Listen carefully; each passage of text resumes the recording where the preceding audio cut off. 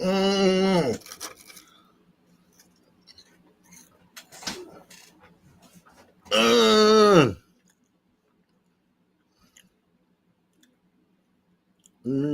In the building. Yeah. Make sure you hit that like button, man. Make sure you hit that like button.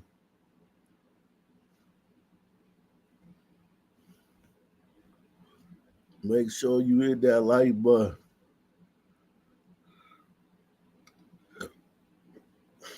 We getting into it bright and early, man.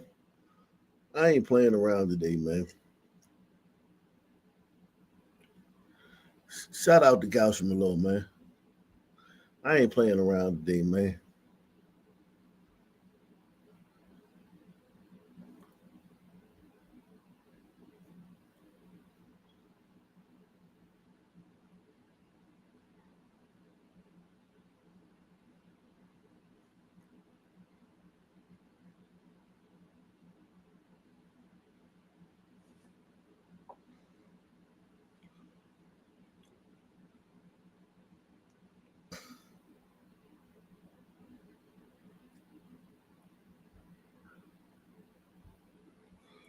Um, I ain't playing around today, man.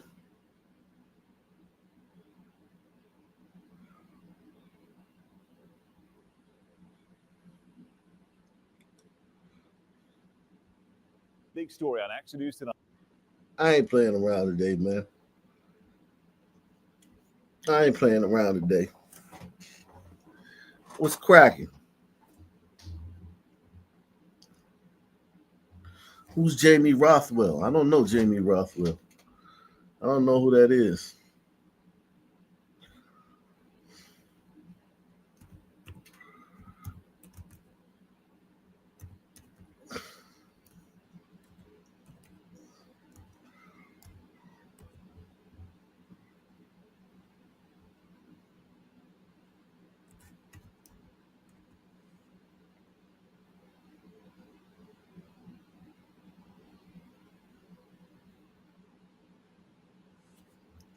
Oh,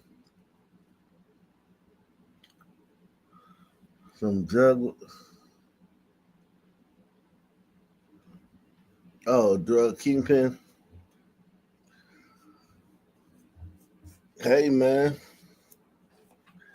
Dang, that's the life you lead, man. You can tell young people not to go that route, man.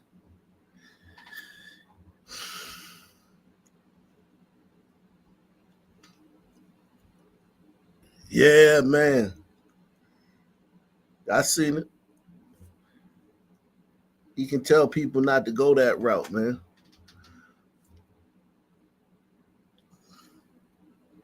Salford Gangster. That's in Great Britain. Everybody hit that like button, man. We going in tonight, man. DC is the only safe place in Blakistan.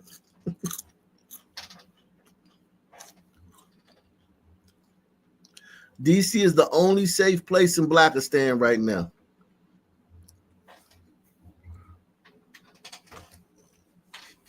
Everybody hit the like button, man.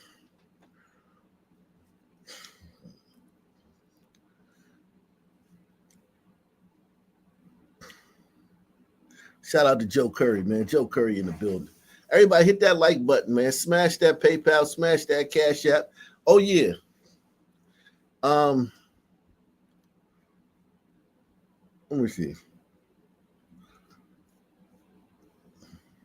I'll get to this in a minute though. Um,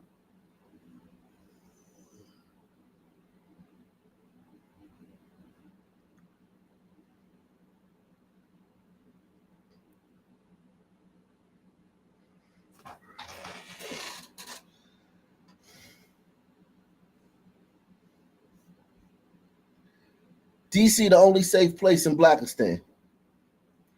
Big story on Action News tonight is the search for the duo that police say is behind an armed robbery spree in South Philadelphia. This is surveillance video police say clearly shows the suspects caught on camera several times. They allegedly carried out the crimes. It all happened in the span of just about 2 hours back on July 30th. At least 3 victims approached at gunpoint, robbed of whatever they had on them at the time.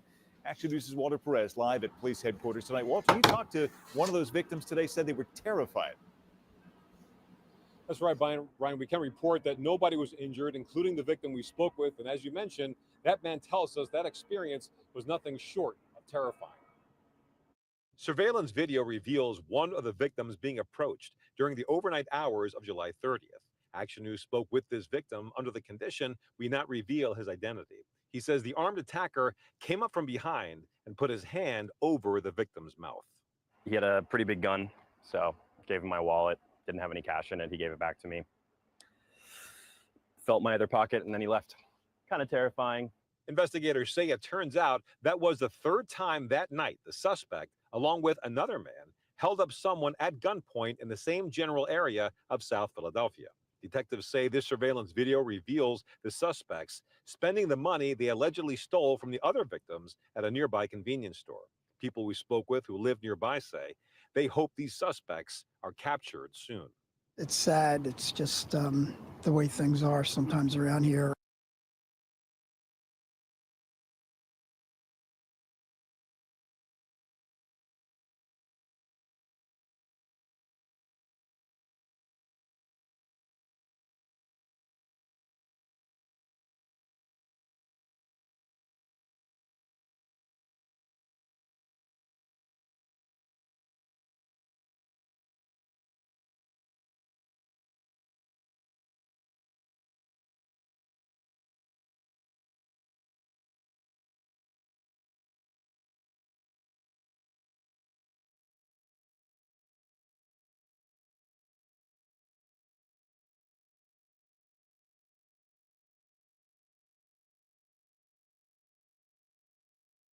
It's sad. It's just the way things are sometimes around here, and I don't know what we can do about it. A 68-year-old man was... I've grown cold. I've grown cold towards these white people, man. I've grown cold towards these white people, man. I've grown cold towards them, man. Because soon as you bring the feds in, they're going to be talking about how safe it is. And how, oh, it's so safe. Trump is just a fascist. It's safe here. I don't know why Trump's doing this. He's the racist. He just wants to cause trouble in the black community. I don't feel sorry for these white people, these white liberals anymore. Press 1. I don't feel sorry for these white liberals. Because they'll complain about crime, and if Trump try to do something about it, they're going to fucking flip the script. Sad. It's just the way things are sometimes around here, and I don't know what we can do about it. A 68-year-old man was the first person targeted that night at 10 p.m. on July 30th on the 1500 block of Catherine Street. An hour later, a 30-year-old man was victimized on the 1100 block of Ellsworth Street. Then the victim we spoke with was attacked a bit past midnight on the 1100 block of South Mule Street. In total, the suspects got away with $120 in cash and a cell phone.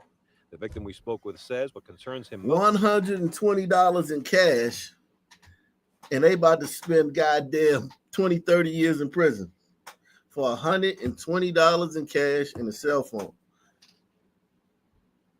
Is the fact that there are a lot of kids in that neighborhood. A lot of young people, and I would like to see any of them get caught up in that. You know, I think everyone deserves to feel safe where they live. Now, investigators are working to see if these men might be involved in other similar crimes across the city. But in the meantime, if you think you recognize either of the men in those videos, please contact South Detectives. Reporting live from police headquarters, Walter Perez, Channel 6 Action News. Brian? Okay, Walter, thank you. Well, we are less than 6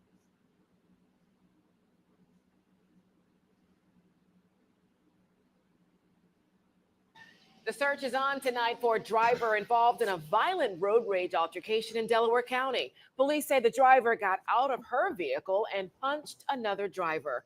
This all happened Monday evening in Upper Darby. Tonight, police say they know who they're looking for and they're urging her to surrender. Thursday night, Rick is off. Bray Hall is joining us. The big story on Action News is tempers flaring on the road in Delaware County. Yeah, police say it all started when a driver cut another driver off on Westchester Pike in Upper Darby. Action News reporter Becca Henderson live in Upper Darby with the details on this. Becca. Gray and Shari, it happened just a couple blocks from the police station here on Westchester Pike. Police say that 21-year-old Amir Burnett punched another driver in the face simply because she honked at her.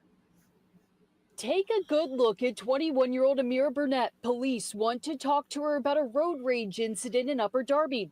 She's accused of punching another driver in the face. Police say that victim is okay, just terrified. A vehicle cut in front of her, at which point she beeped her horn. Investigators say it happened Monday around 6:45 p.m. on Westchester Pike and Terminal Square, right across from the 69th Street Transit Center.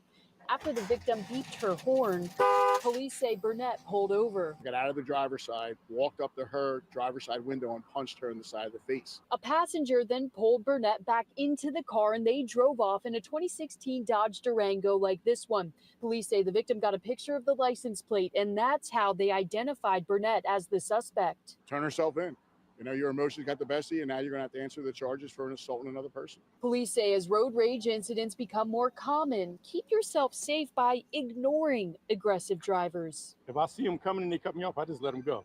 But I say to myself that they need to learn how to drive better or even pay attention to the people that they're cutting off. Yes, of course I do. Cheryl Sherwood says she's been on the receiving end of road rage before and changed her behavior because of it. You know, I used to honk until somebody chased me about a mile.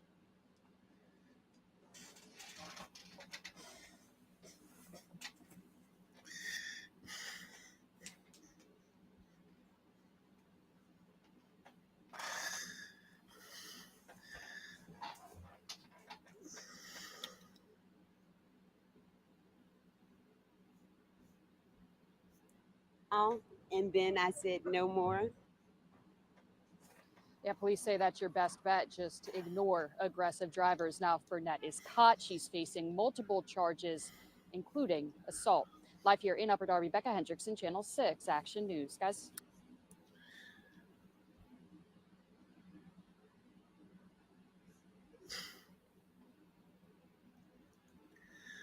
The only place that's safe in Blakistan is DC right now. That's the only place that's safe right now. We also have new images of the National Guard and federal law enforcement fanned out across D.C. This is Union Station, the Thomas Jefferson Memorial, the Lincoln Memorial, and Navy Yard.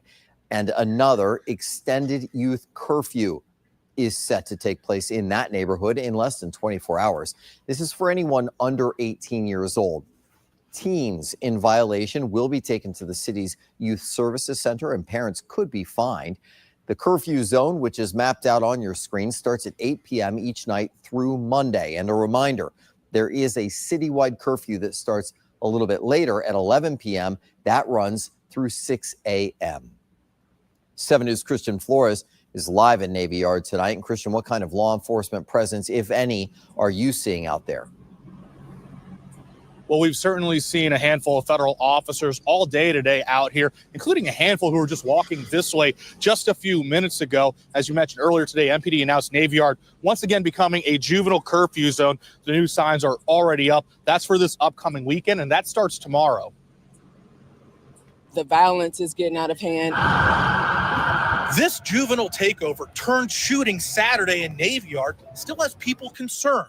While no one was injured, one juvenile was arrested and a stolen gun was found. Yet another chapter of youth violence here, including when we covered alleged robberies and fights breaking out in May. The crime with them is getting ridiculous. You're going to have a couple that are going to be knuckleheads and they're going to do something. I just feel like they should have something for the teens to do so they won't hang in Navy Yard. After Saturday's shooting, MPD announced a juvenile curfew zone that expired Wednesday night, resulting in no Here's the thing about that.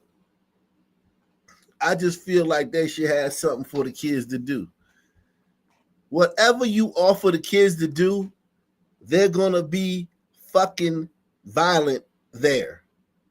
Press 1. Whatever activity you give them, they're going to be violent at that activity.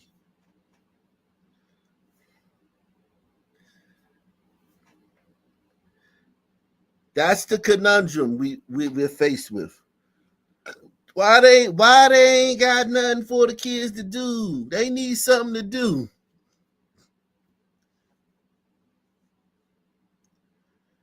As if you could take a bunch of fucking feral ass sun teens somewhere and they not gonna fucking be feral ass sun teens.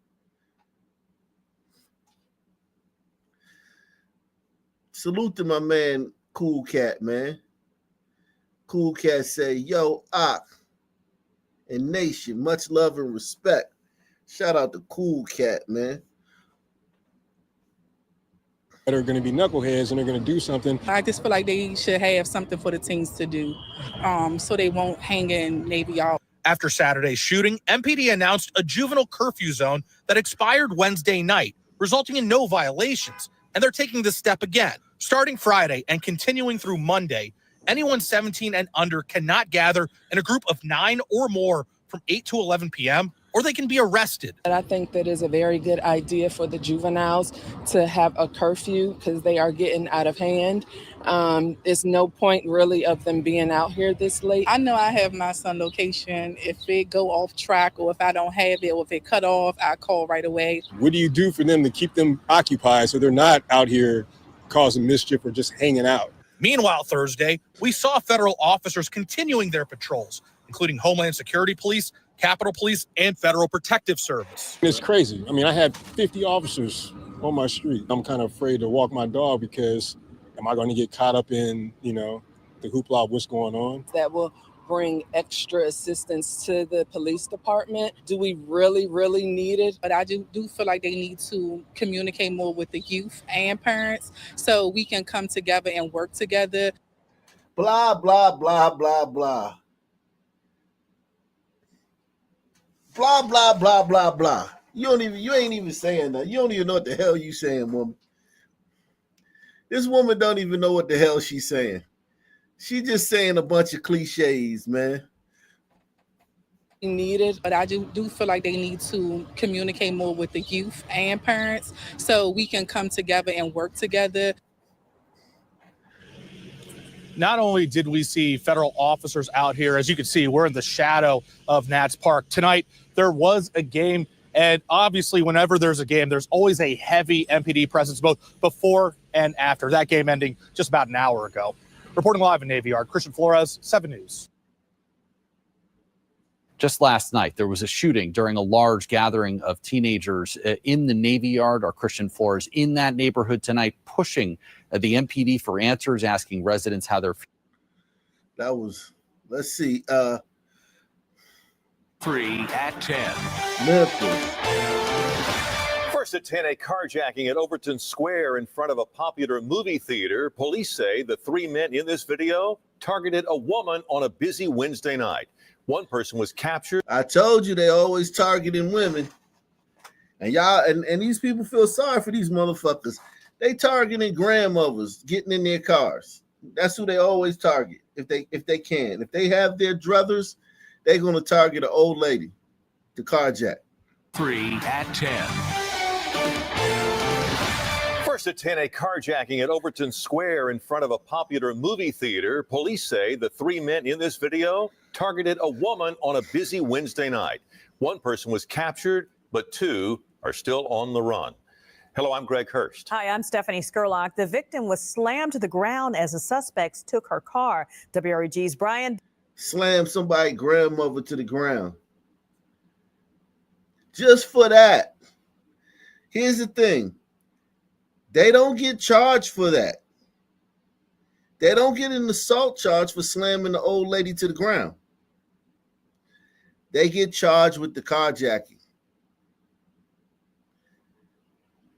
Maybe. But slamming the old lady to the ground, that's part of the carjacking. So that's just lumped into the carjacking. That should be a separate charge. Press 1. Anytime you slam an old lady to the ground, that should be separated from the carjacking charge. You should get both charges. These niggas are assholes. Bring slavery back. Bring slavery back. If we gonna give you the option, nigga, you can decide if you want to be a slave. You born free, but you can decide to be a slave. Fuck jail, slavery. Jail ain't working. Bring back slavery.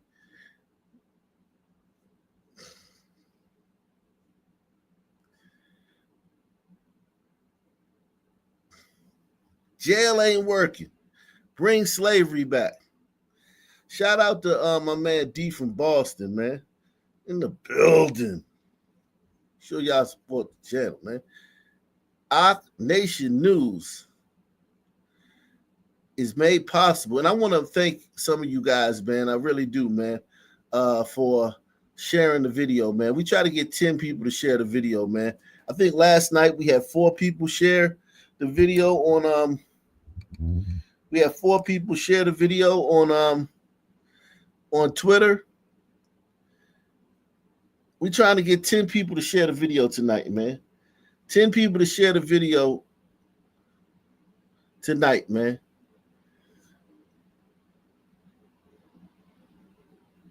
We had, hold on, 1, 2, 3, 4.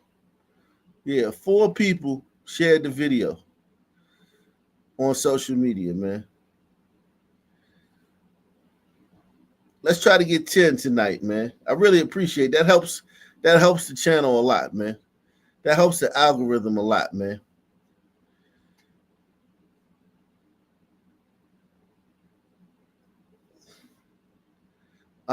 Let's get back to this Negro. These assholes that slam this old lady to the ground. Are still on the run. Hello, I'm Greg Hurst. Hi, I'm Stephanie Skurlock. The victim was slammed to the ground as the suspects took her car. WREG's Brian Didlake has been following this story and spoke to the victim. Brian, what did she say? Stephanie, Greg, we were able to speak one-on-one with the victim in all of this, and she says that she was in the Midtown area to meet a friend, a meeting she said that she was never able to make before her car was stolen. I honestly thought he was going to kill me. So I was screaming, "Don't hurt me, don't hurt me."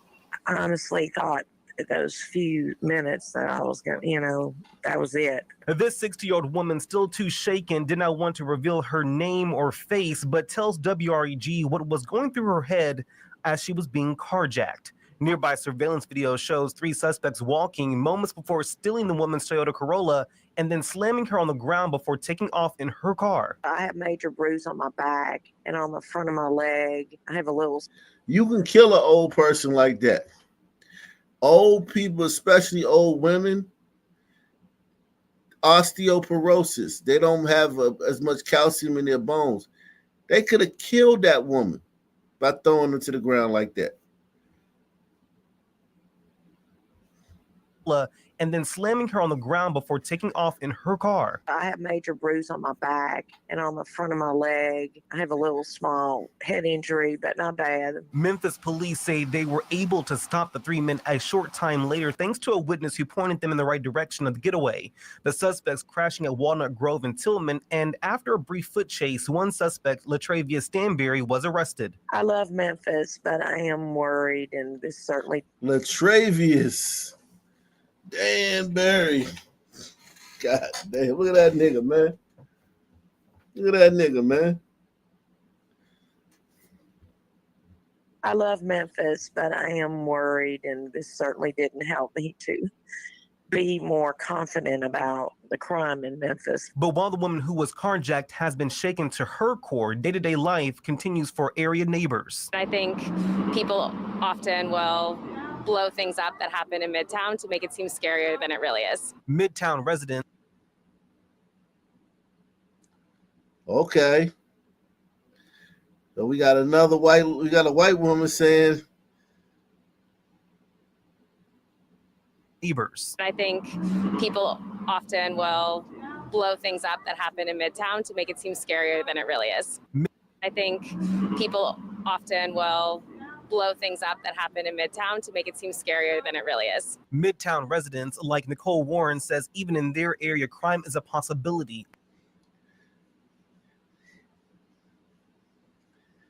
Look at all these white people downtown Memphis. Just as dumb as they can be, just as aloof as they can be.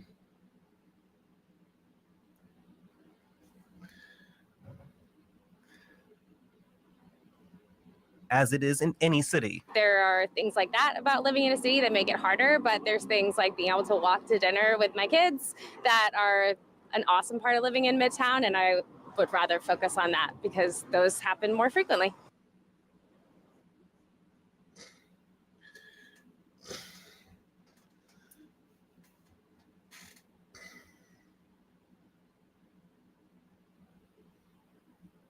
Ability as it is in any city. There are things like that about living in a city that make it harder, but there's things like being able to walk to dinner with my kids that are an awesome part of living in Midtown, and I would rather focus on that because those happen more frequently. Now, Memphis police are still looking for the other two suspects seen in that surveillance video. Meanwhile, the detained suspect, Stanberry, is set to face a judge tomorrow morning. We're live in downtown Memphis tonight. Brian Didlake for your news leader, WREG News Channel 3. All right, let's hope they catch those other two suspects. Thank you, Brian.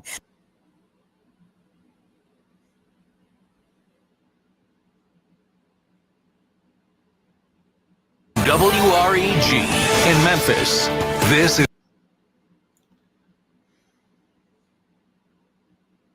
A man wanted for a home invasion in the North Haven area was captured in South Dakota nearly a year after the crime. 28-year-old Harold Carter is charged with aggravated burglary, assault, and reckless endangerment. He went up to South Dakota, man. South Dakota. Let me find out South Dakota. Oh, Lord. If niggas take South Dakota, man, that's a big L for you white folk, man. If you let niggas take South Dakota. The victim told police that she was home with her two children when someone broke in through a bedroom window. The thief took the kids' PlayStation and pointed a gun at them. Shelby County deputies say Carter and a woman sped off in a car, and at least one shot was fired at the house, hitting a security door. If there has been a big arrest in... You know, that's out of control, man. These niggas out of control, man. These niggas out of control, man. Meanwhile, another woman was carjacked this afternoon outside a grocery store on Kansas Street. Meanwhile, another woman was carjacked this afternoon outside a grocery store on Kansas Street. Meanwhile, another woman was carjacked this afternoon outside a grocery store on Kansas Street. Memphis police released this surveillance video of two suspects, one of them riding a bike. The victim was walking to her car when she heard someone running behind her. They put a gun to her face and she slipped and fell. The suspects demanded her car keys and drove off in her Honda CR-V. The car was found later at Humber Street and South Parkway. If you know who these men are, call Crime Stoppers. Camera vandals smack. Yo. Where that white lady at, man? That white lady, man. Where's she at, man? Yeah, where you at, white lady?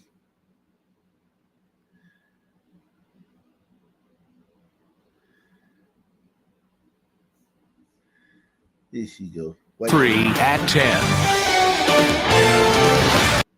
To her core, day-to-day life continues for area neighbors. I think people often will blow things up that happen in Midtown to make it seem scarier than it really is. Midtown residents like Nicole Warren says even in their area, crime is a possibility, as it is in any city. There are things like that about living in a city that make it harder, but there's things like being able to walk to dinner with my kids that are an awesome part of living in Midtown, and I would rather focus on that because those happen more frequently.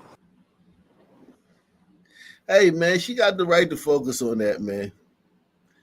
Don't come crying, though. Don't come crying when you the victim. Because you don't care when other people the victims. Don't come crying to us when you become the victim. Are under arrest.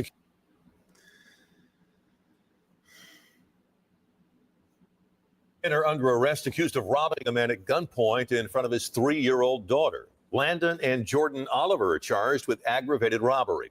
Landon is also charged with child endangerment. The victim was at the Malcolm X Market in Fraser when he was robbed and tried to shield his daughter from the suspects. What's more, Jordan Oliver is also facing reckless homicide charges for a shooting that killed a 16-year-old girl in a home in Fraser last year.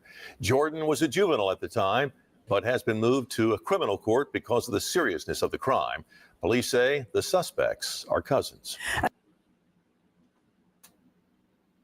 Here at 5, a trash heap steps away from.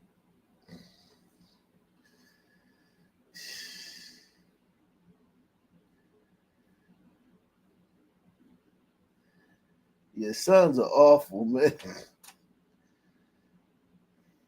They're awful. DeSoto County man is wanted, accused of breaking into his ex-girlfriend's apartment and starting 2 fires. Horn Lake police are looking for Juan Davis. They said he went to the victim's apartment early this morning and broke down the door. He then set the blinds on fire and the victim's car in the parking lot. Police say several shots were fired during the incident. If you know where Davis is, you're asked to call Horn Lake police. Also, recently, Memphis Light Gas.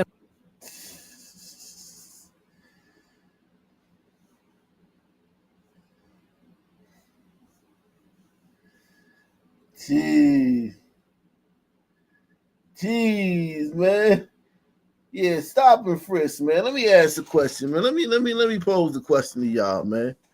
I'll pose this question to y'all, man. I want to pose a question to y'all, man.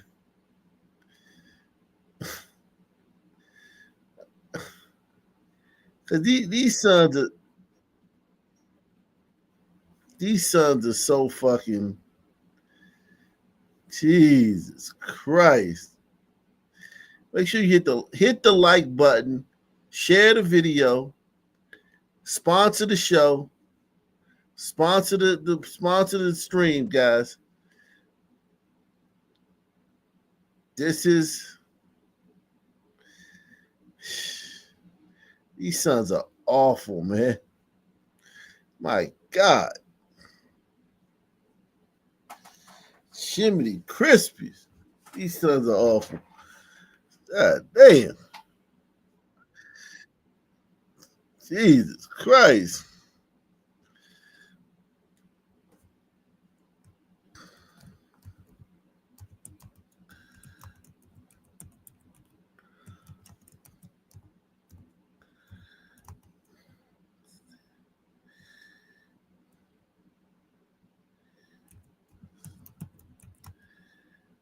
Yeah, man. Yeah, listen, man. Listen, man. This stuff is out of control, man. And listen, DC's being taken care of now. But what about the rest of the fucking country, man? What about the rest of the country? We don't have to live like this, man. We shouldn't have to live like this, man. We shouldn't have to live like this.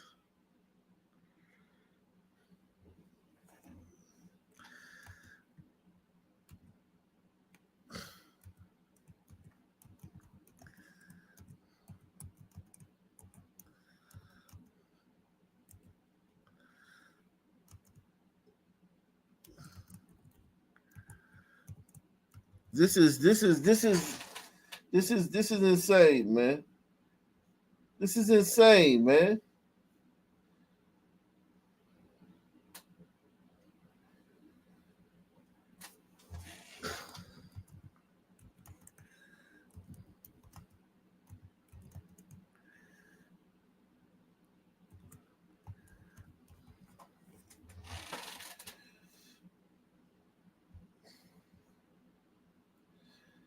This is insane, man.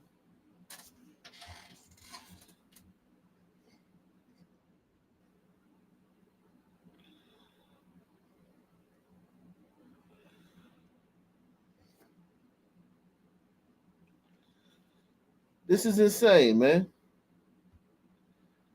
Shout out to my man Muramasa, man. Remember, for 21 months, Trump's liberation needs to come to Memphis too. Yeah, it looks like it, man. It really does look like it. They're insane there. Like, they're absolutely out of their minds. County inmate facing new charges in a deadly shooting that happened 2 years ago. So the suspect was already in jail in connection to another murder case from last year. So the first one happened in June of 2022. 37-year-old John Wilson was shot and killed on Woodburn Avenue in Evanston. Until today, nobody had been charged in his death. Well, today, Cincinnati police charged 20-year-old Darius Williams in the murder. Williams was booked into the jail in February of 2020. How many of these niggas are there out there? It's almost as if like they print. It's almost as like the black community prints these niggas. It's like they just pour big. It's like a mold. They just pour the fucking shit in the mold, and out comes a fucking nigga. It's like a conveyor belt. They just constantly printing out these niggas.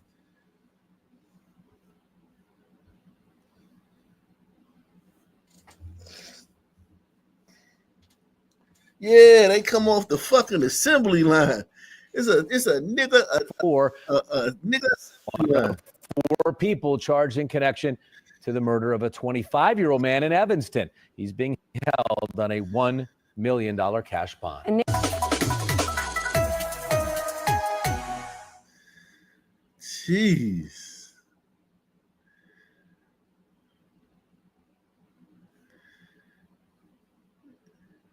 Dearborn County Sheriff telling neighbors to lock their doors during a manhunt after a deadly shooting today. The investigation centered around Huseman Road after reports of gunshots in Dillsboro. WLWT News 5's Todd Dyke live for us tonight. Damn, niggas done turned Dillsboro into a ghetto. What the fuck? Back in the day, you could live in a place like Dillsboro without worrying about niggas. Now niggas are everywhere. Dearborn County Sheriff telling neighbors to lock their doors during a manhunt after a deadly shooting today. The investigation centered around Huseman Road after reports of gunshots in Dillsboro. WLWT News 5's Todd Dyke live for us tonight from the sheriff's office there in Lawrenceburg with all of these developments. Todd. Yeah, Mike and Tree, neighbors who live close to roads connecting Dillsboro and Aurora are breathing easier tonight now that the sheriff's office says there is no longer any danger to the public. What started as an early morning death investigation quickly turned into 3 crime scenes on roads that run through Dillsboro and Aurora. I was driving my kids to school, and I'm driving past going towards Dillsboro, and I look on the side of the road. There's cop cars everywhere. They're putting like little yellow markers down, and I'm like, what the heck's going on? I talked to Amanda Wells and her mom after they ran into this police roadblock on Huseman Road next to Lawfery Creek. I'm sure I'm going to have to detour everywhere, probably an extra 30 minutes. Before talking to Wells, I saw this man with his arms behind his back being questioned by detectives. We captured that video and images of this crashed SUV on Huseman Road shortly after learning a person of interest in a shooting in Dillsboro was in custody. That was around 11:15. Neighbors who live a couple of miles away on Texas Gas Road tell me police showed up near their homes at 7 this morning, encouraging them to lock their doors.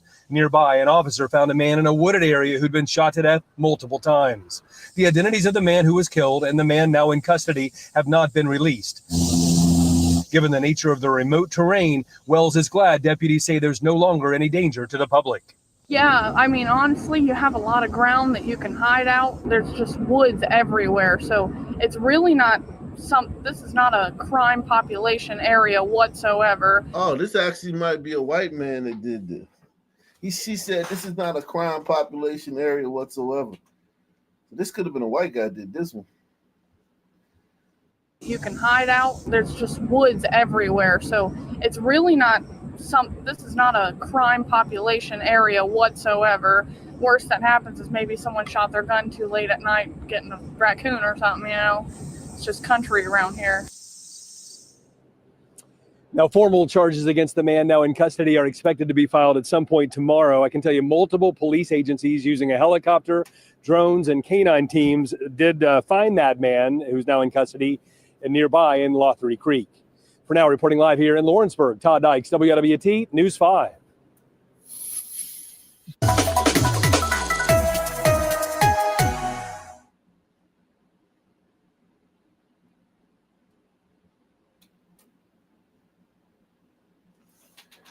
Jeez.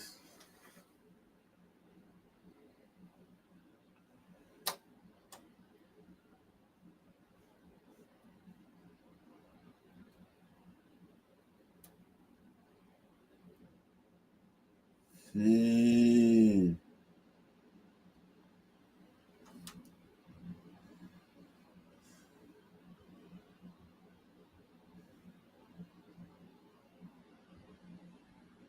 Man.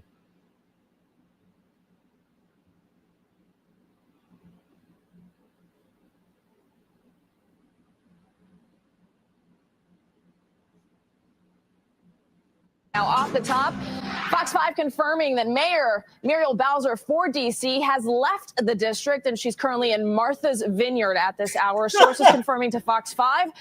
The mayor's office saying that she is there for a, quote, family commitment. Her travel, as you know, comes in the midst of President Donald Trump moving to expand federal authority in D.C., and it comes as we learn about... Yo, you got to be smarter than that, sister. You can't go to Martha's Vineyard right now, man.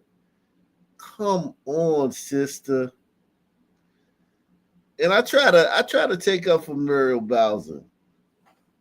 Under no circumstances can you leave your city during this shit and go to Martha's Vineyard. Press 1. Just for the optics of it. Just for the optics.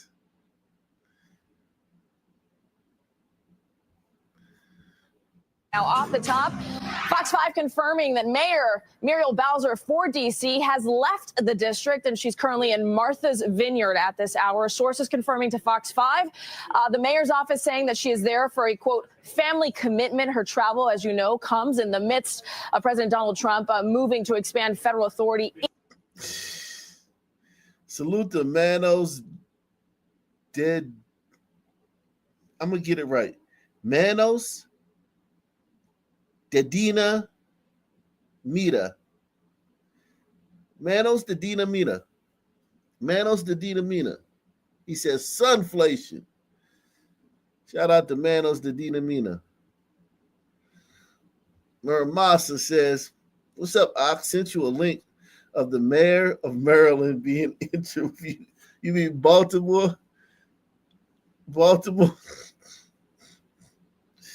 Yeah, he trying to get in the mix. He trying to stick his nose in this shit. He wants smoke. He wants smoke because his murder rate is low. He wants some smoke right now. He said, "Oh, the governor. Oh, this the governor of Maryland." Okay. All right, we're gonna watch that next. Jesus Christ.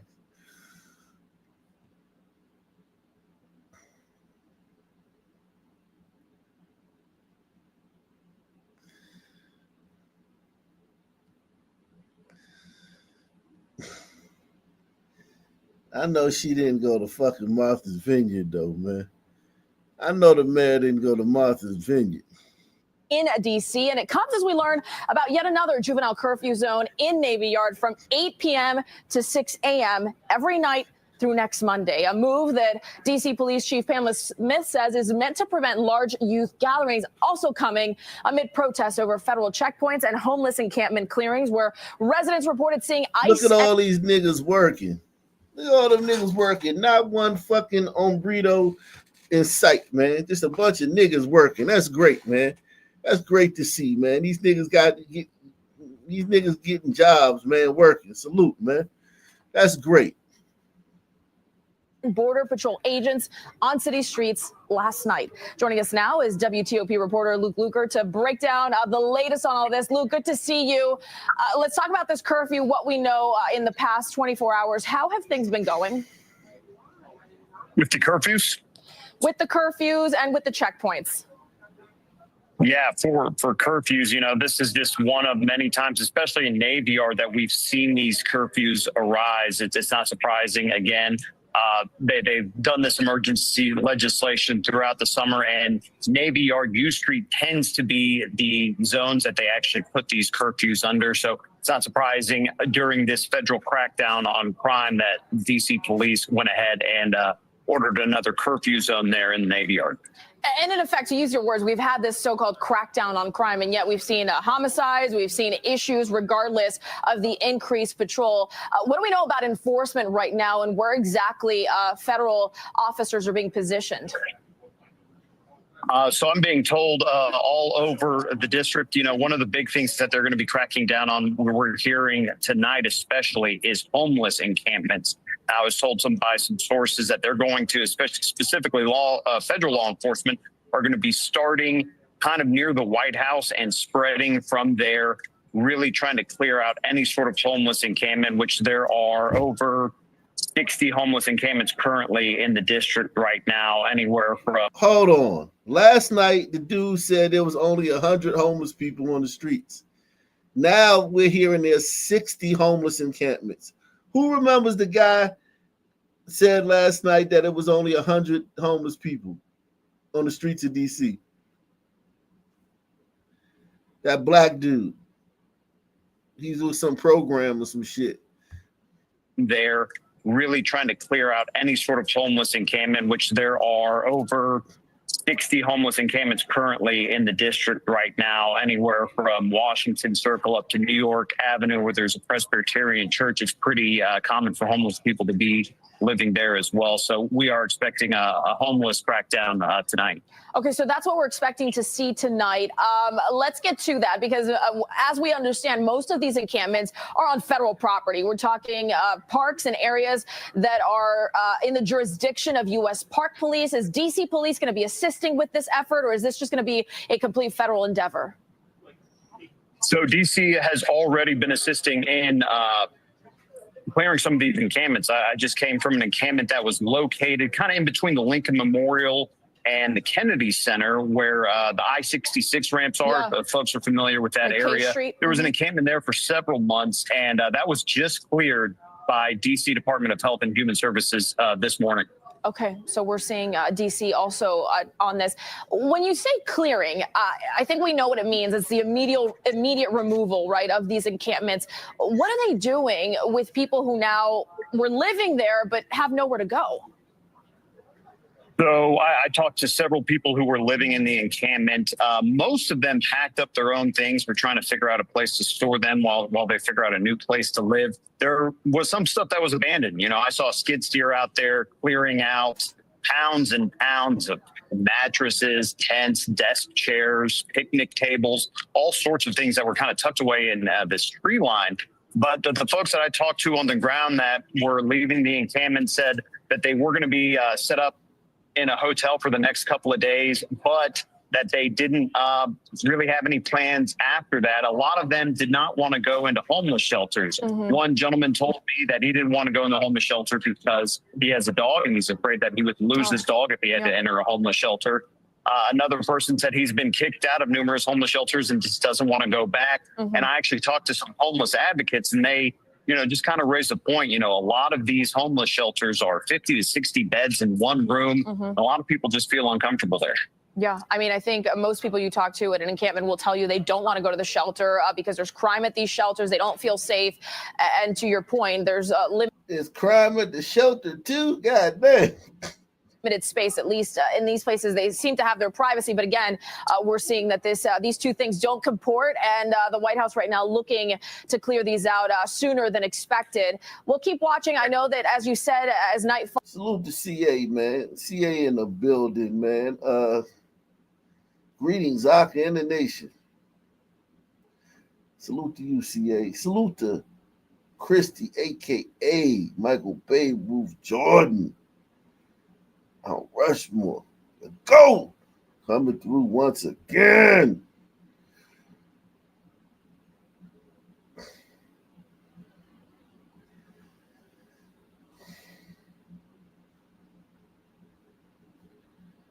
Man.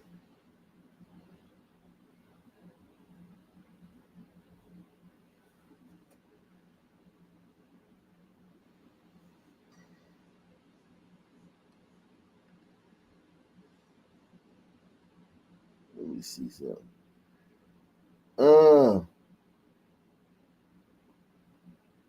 We got a great show for you guys tonight, man. Make sure you hit the like button. Make sure you share this. Some of you guys, man, we need 10 people to share this online. 10 people to share this stream online, man. We just need 10 members of the nation, 10 citizens of our nation to share this online, to do your civic duty, man.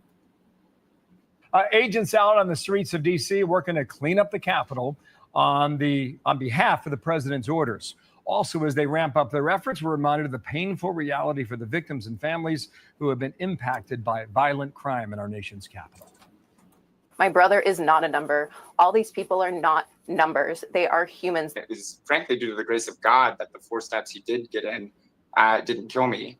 While I was sitting in the hospital recovering, I found out my attacker had just been released from prison the day prior. I go to those crime scenes.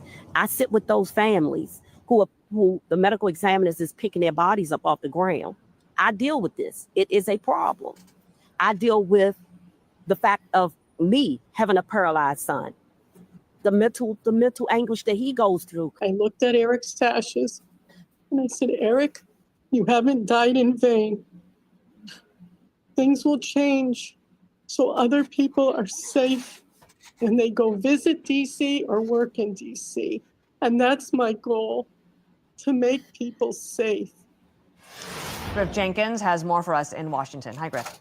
Hey, Dana, good morning. And while the stats show this 30-year low in violent crime here in D.C., the reality on the streets tells a very different story. And for many victims of crime, this is personal. Asia Tamimi lost her husband 4 years ago, and her sons have been victims of gun violence. My husband first. It was the 1st of January of 2021. He was trying to help an elderly man, and he was stabbed to death. My son, somebody came up behind him and shot him 8 times, twice in the head, 6 times in the body, and he's a paraplegic now. So, believe me, gun violence is personal for me. Jesus Christ. White people, and these white liberals that are now protesting against this crackdown on crime, they should be ashamed of themselves, man. They don't have shame, though. They don't have shame. They don't have shame. When you hear from city leaders and others that crime is actually down, are you seeing that?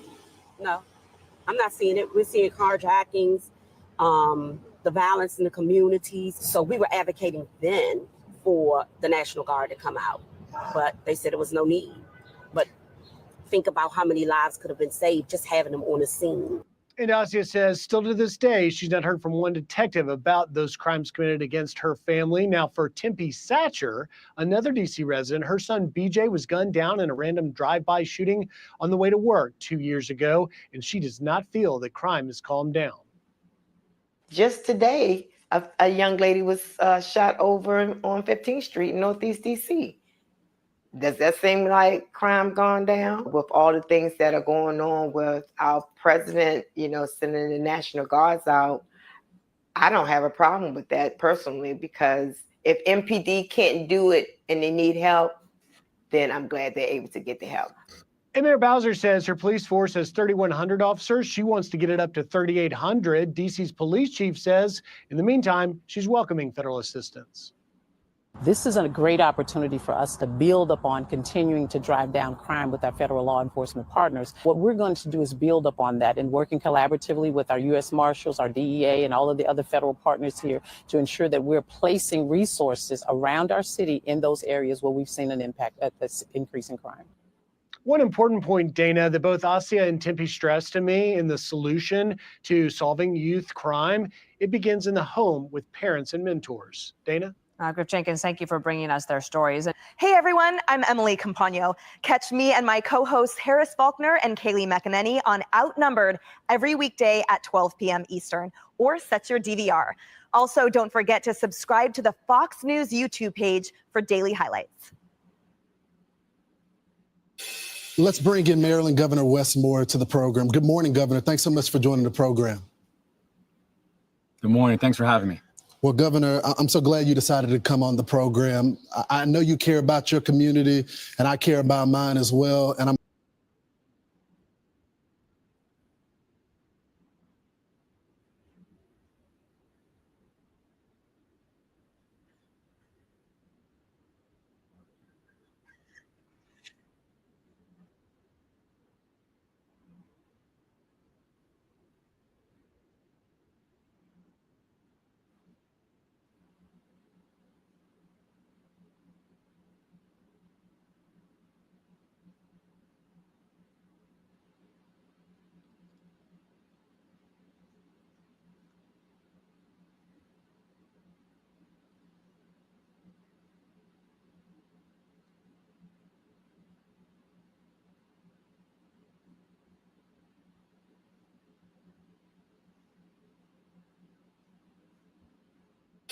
let's bring in Maryland Governor Wes Moore to the program. Good morning, Governor. Thanks so much for joining the program.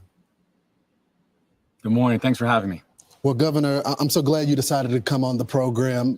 I know you care about your community, and I care about mine as well. And I'm hoping that we can get to some resolutions on how we can come together to make this happen.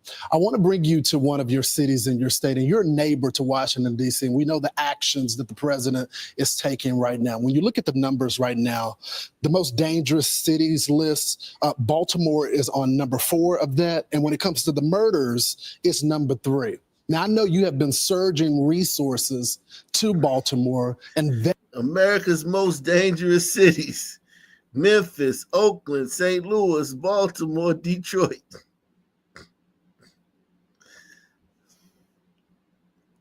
The top 50 most dangerous cities, nothing but niggas. If you look at who's doing the crime there. The top 100 most dangerous cities, it's nothing but niggas. Shout out to Osa the healer, man. He says crime in shelters. I thought DC didn't have a crime problem. Facts.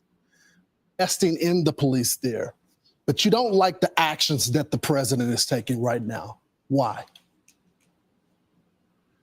Well, you know, when I came in, I said that the number one priority that we had as administration was to make sure that our communities were safe. You know, before I became governor, for the 8 years before I became the governor, Baltimore City went 8 straight years of 300 plus homicides. The year before I became the governor, Baltimore City averaged about a homicide a day.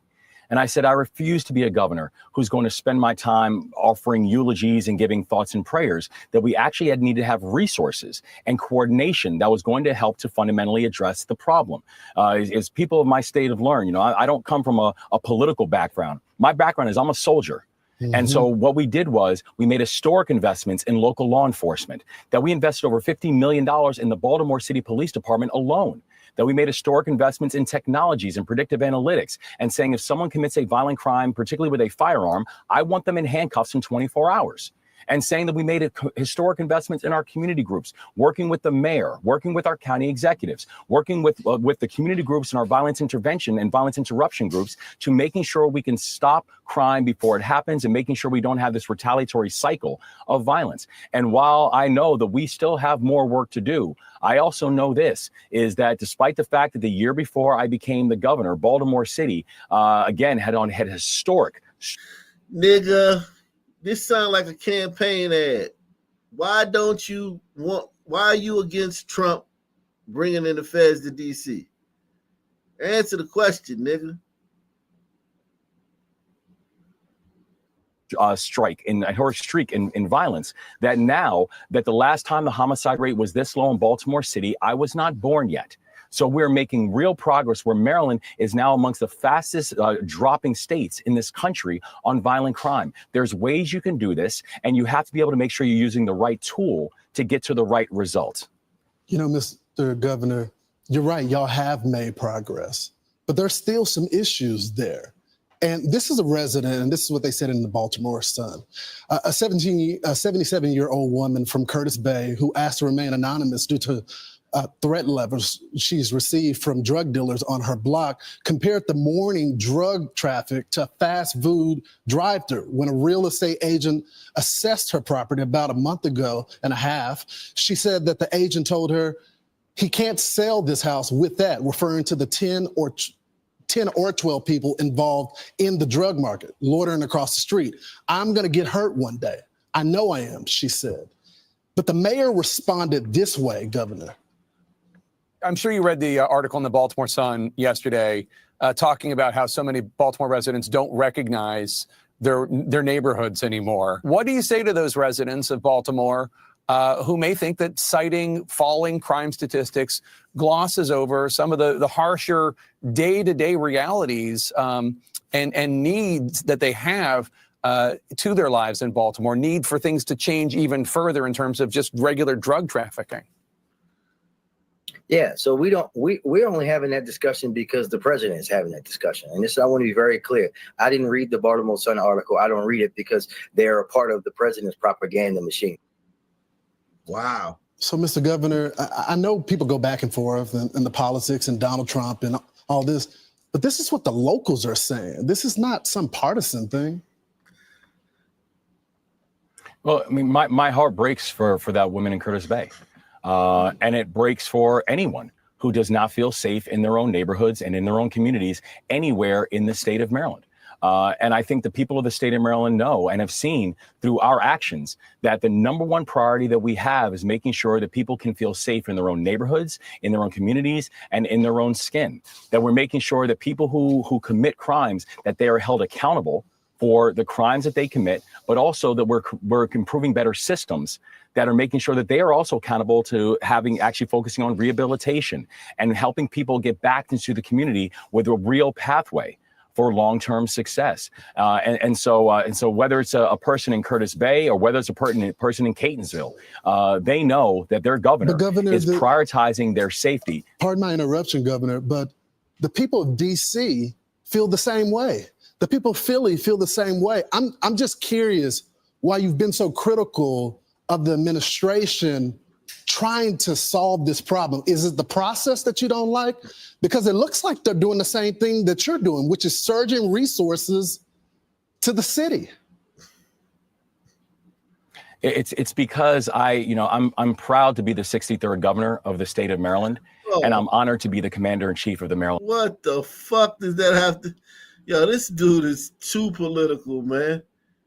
He's gonna run for president. I can tell he's going to run for president. Shout out to Marble 5 on X. I don't know if that's a bot or a troll, but what? Shout out to you, man. Let me refresh my screen, man. Hold on, man.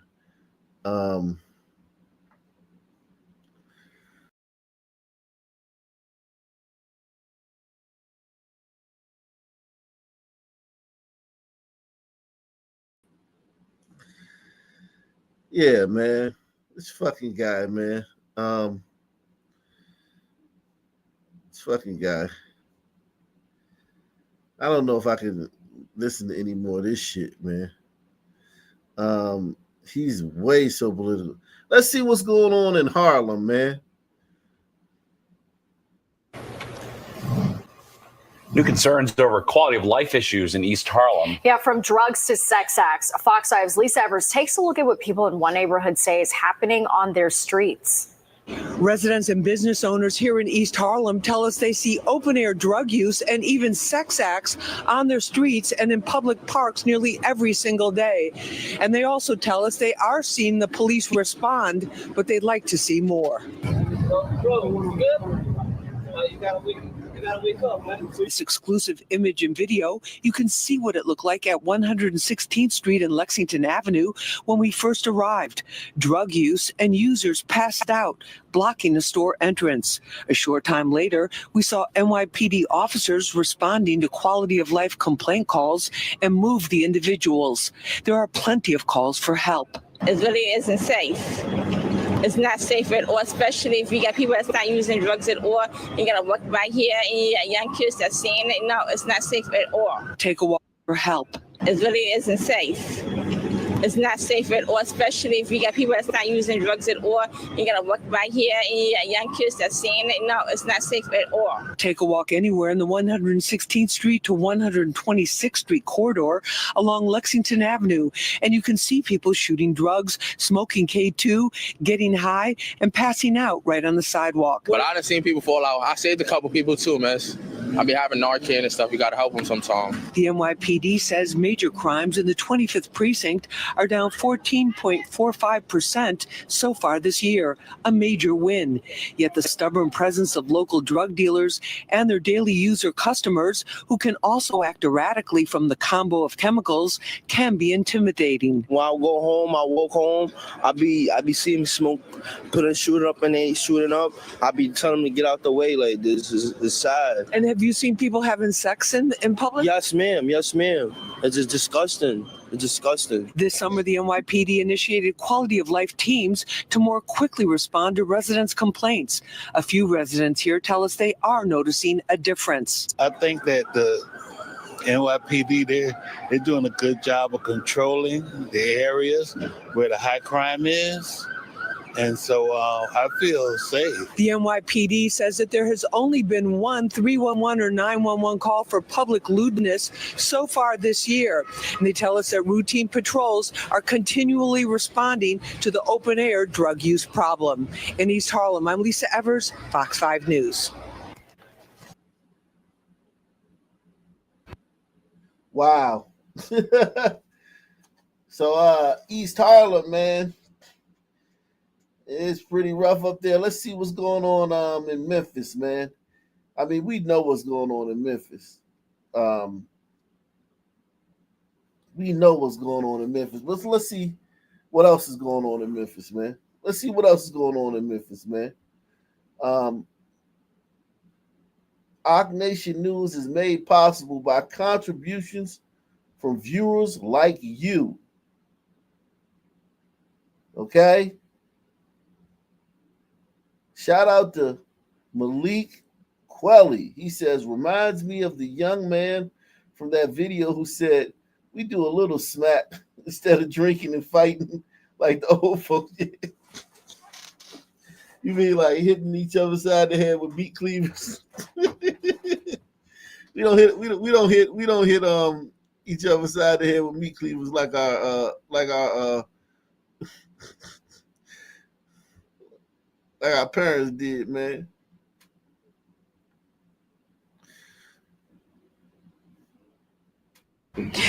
Today, the U.S. Marshal's Office is shedding light on the results of a 2-week operation here in Memphis aimed at reducing gun violence. We are told marshals arrested more than 46 fugitives for homicides, sex crimes, and robberies, plus another 67 for aggravated assault. Dozens of those fugitives were either known or suspected gang members. Operation Memphis Streets ended with this is Memphis. This is what's going on in Memphis today. What's the difference between this and what Trump is doing? What's the difference between this and what Trump is doing?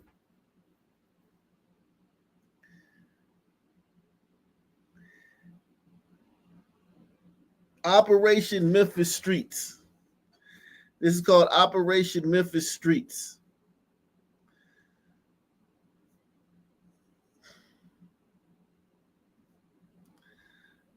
Operation Memphis Streets.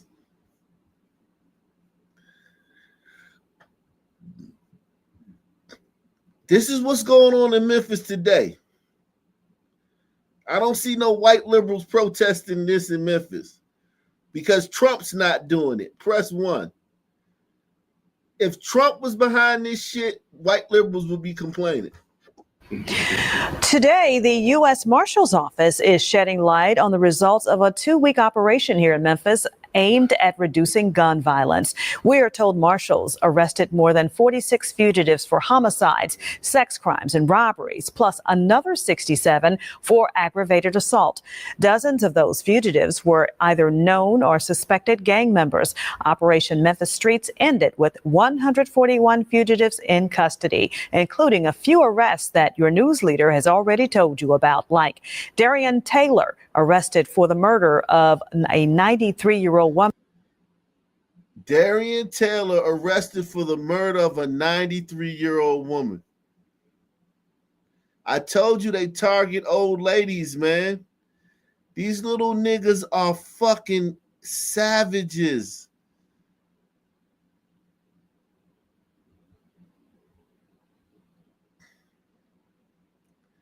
Anybody that feels sorry for these little fucking apes,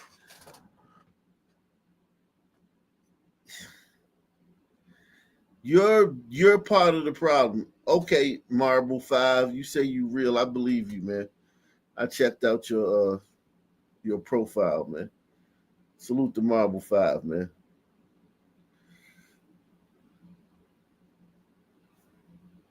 Look at this nigga. This nigga killed a 93-year-old woman. This nigga right here killed a 93-year-old woman. And they went and found him today. He was on the loose. And they went and found him today with Operation Memphis Streets.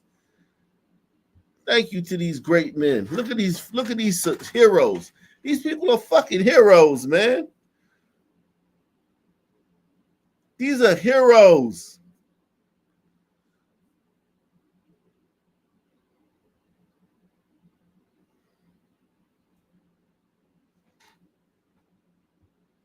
Your news leader has already told you about, like Darian Taylor, arrested for the murder of a 93-year-old woman, Victor Peeler, who is accused of shooting at Memphis police officers on the 4th of July, and Talia Jones, who was arrested in Minnesota in connection to the death of Memphis rapper Project Pat's son. Team coverage on this story continues tonight as we learn more about the victim. WDRB's Zadie Sheeny just talked to people in a crowd around a growing memorial at the site of the shooting about this woman who was killed. Addie. Louisville. Louis fucking Ville. Hayden, Scott, I'll step to the side so you can see that memorial behind me. There's a teddy bear and some balloons, but I actually saw a group of children that went up to that memorial, was talking to them. They said this woman was like an aunt to them. They called her Juicy. They say she's the mother of one of their friends and a neighbor. He found out that she was killed from his mom whenever he got home from school, and then the children decided to come visit the memorial a bit ago. There was a crowd here earlier in the day at the bus stop around dismissal. City and JCPS officials, nonprofits, and parents just here to pick up their children. There was also a police presence here. About 5 police cars surrounded the stop as buses dropped students off. JCPS officials were here to talk with families if they wanted. City officials, like people with the Office for Safe and Healthy Neighborhoods, were asking children if they felt safe walking home from school. We saw multiple elementary schoolers who said yes and did walk home by themselves. I talked with a man whose niece and nephew used this bus stop. He also knows the victim and her family. This is a safe place. Last time I checked, you're in a library and you're in a community center. And anytime you're near a library and a community center, you would think that the kids would feel safe going to school. Her mother and her brothers, they played on my basketball team. I've been knowing them for quite some time. Last time I heard, she was doing the same thing that she does every day, bringing her child to school, to a safe place. This is the same area where shots were fired at a bus stop less than a week ago on the first day of school. 2 15-year-olds have been arrested in connection with that shooting, but police haven't found the shooter in this incident yet. Well, they got a bus stop shooting problem in Louisville, man. An epidemic of shootings at bus stops.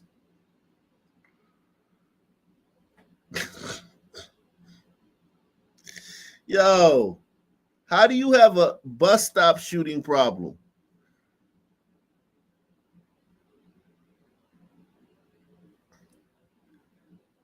Shout out to Gouch Merlot. He said, salute, Ak. You mean a view like me. Yeah, man. Salute to Gouch Merlot, man. Keeping it funky every day. Douglas Chunks in the building. Douglas Chunks. I want to show y'all something, man. Shout out to Douglas Chunks, man. I want to show y'all something, man. How crazy these niggas is, man. I want to show you how crazy these niggas are. Do I got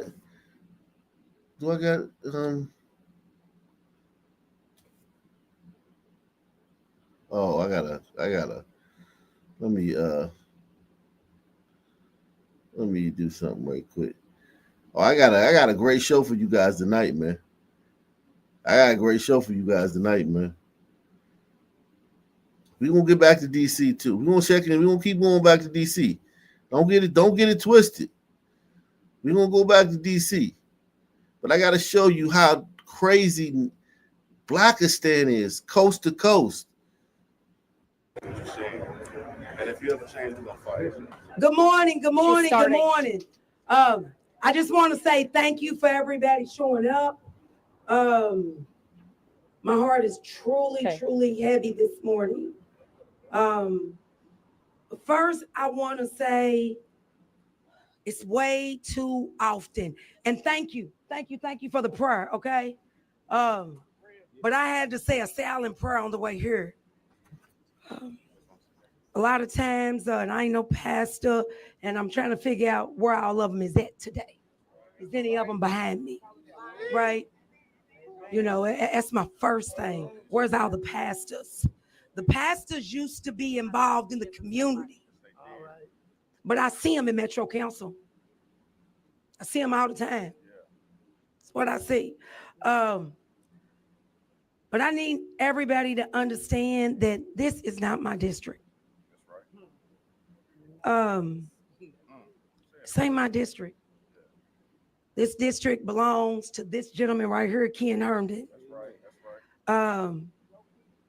And I have to allow him to speak first, you know, because just as well as, you know, I got to speak and I show up when it's my district, I'm going to hold my colleagues accountable when they need to show up and be accountable.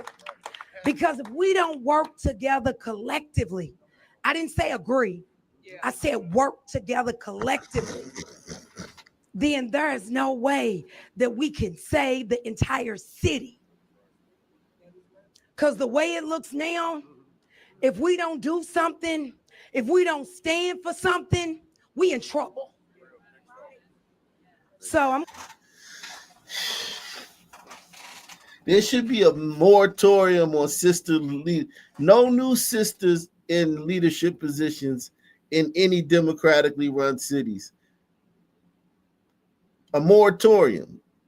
Listen, there's so many. I'm not saying fire the ones that are already there. I'm talking about a moratorium on sisters in positions of authority. It's too many of them. How does this woman have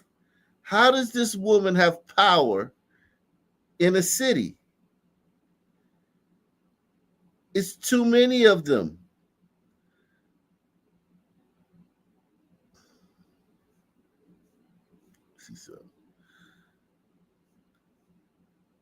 It is too many of them.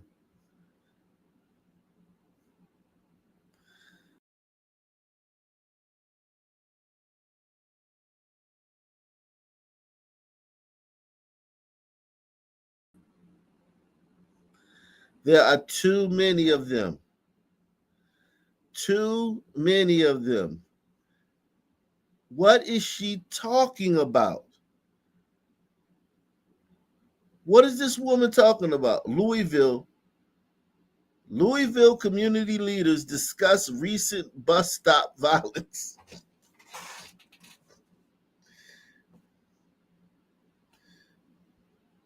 So I'm going to allow Ken to speak just on behalf of where we standing at today. And if any of the everybody thank Douglas Chunks, man. 50 free memberships, man. That ain't nothing to shake a stick at, because I can go members only at any time.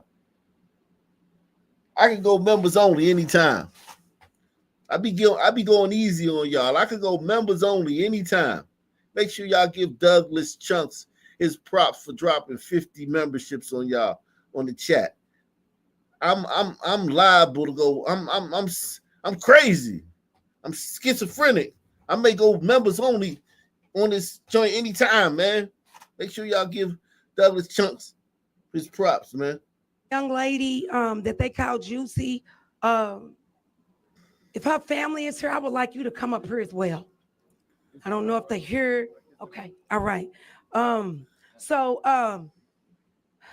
It takes a lot of courage to say a lot of things that a lot of people just won't say.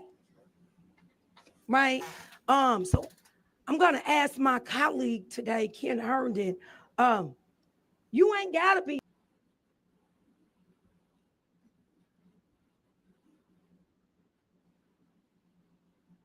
And wherever you, Jesus, she ghetto, the ghetto city councilman. right? So I'm gonna ask my colleague today, Ken Herndon, you ain't gotta be afraid.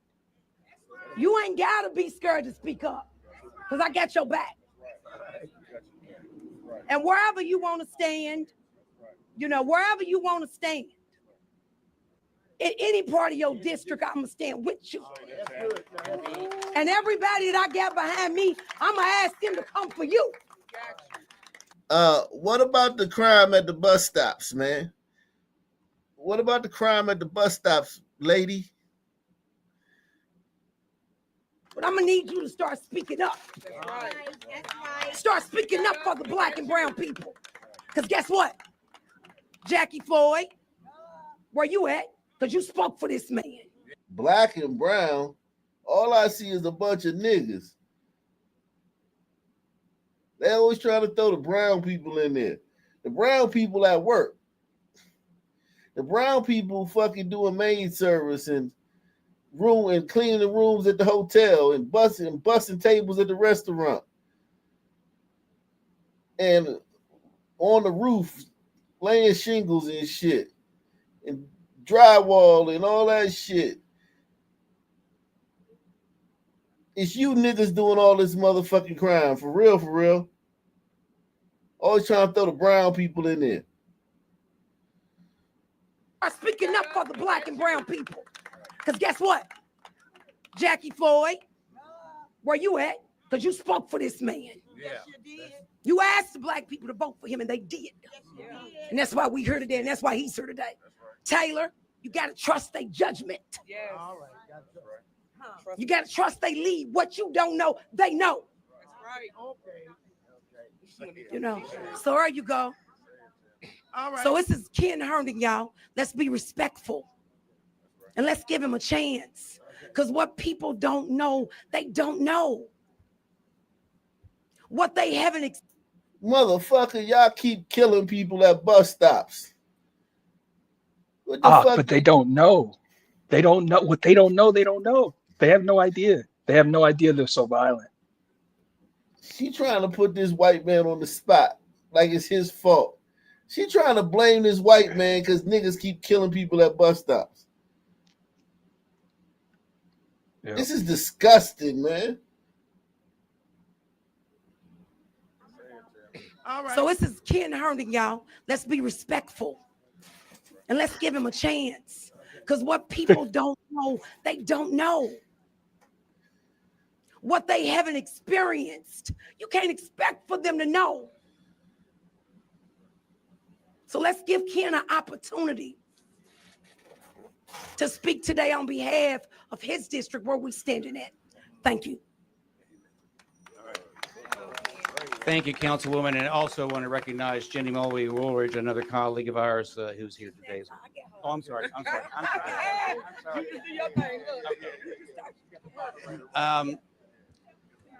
We are in the Russell neighborhood in District 4, which I am honored to represent from 32nd Street to Clifton Heights. As I say, I was telling Charles Booker earlier, is that every kind of person who lives in Louisville lives in this district, which means that it's a wonderfully diverse, complex district that has all kinds of problems from all kinds of points of view that we can all work together to solve. Oh my God, this nigga ain't saying shit. Oh, I'm sorry. Listen to what he said, though. Okay. Listen to what he said. Just listen to how Sounded- crazy what he just said was. That was crazy. We are in the Russell neighborhood in District 4, which I am honored to represent from 32nd Street to Clifton Heights. As I say, I was telling Charles Booker earlier, is that every kind of person who lives in Louisville lives in this district, which means that it's a wonderfully diverse, complex district that has all kinds of problems from all kinds of points of view. It's a wonderfully complex district that has all kinds of problems. He sounds like a black woman. Like, I ain't gonna lie. I ain't gonna lie. When this guy showed up, I was like, look at the Sun people. They're all quiet. They're like, please, white man, fix this. And I'm like, let's hear what the glider's gonna say. Let's hear his solution. And I'm like, holy shit. Okay. Well, it's good to know. Yeah, he's honored to represent an area with all kinds of problems. This shit is crazy, man. That He has no plan to solve. But before I hand it back to Tammy, I do have a bit of personal business. Speaking of personal responsibility, I just want to read a statement to you. Anyone who gets into public service, either as an elected official, a neighborhood advocate, or a civil rights activist, does so because of the passion they have. I put a call to action, asking my colleagues to show up. And I want Now they're supposed to be talking about the recent bus stop violence in Louisville. And these niggas they don't listen. They know there's no solution. Because they know there's no solution. They're just out here, there's no solution to this shit. This is the Sun version of filibuster. They care don't mean that they don't care.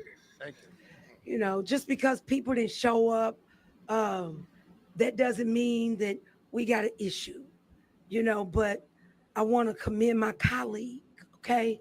And I keep telling people it is not about the party, but it's about the people. It's about you all. Jesus Christ, man. People can say whatever they want to say, but I'm going to work with the Republicans. That's how I get stuff done. That's what it's about. If you up or just sitting, you know, we ain't there to just sit. We there to serve.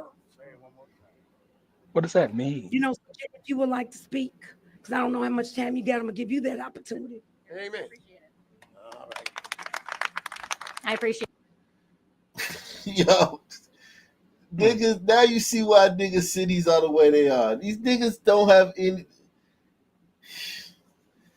They're just fucking talkers and like, what the fuck is going on? What is going on here? So, hey, the best about an art. The best that we can hear, the best that we can expect out of these Suns or these gliders is, we got to do better, y'all. We got to do better. Thank you. That's all. Arnady. This is to me about public safety. Number one, this can happen in any of our backyards. You know, I am from the South. No, it can't. No, it can't. You're not going to have more than. It can. Where are they at? They're in. Yeah, I think it can happen everywhere because the Suns are like literally everywhere. Yeah, but you can't have multiple. You can't have a rash of shootings at bus stops in a white area. That should have happened once, and it'll just be some random shit. And nothing like that'll ever happen again in a white town, ever. Or for like 50 years. Oh, yeah, that's true. Somebody gets shot at the bus stop. Ain't going to be a continuous occurrence day after day in no white city. This don't happen, Jack.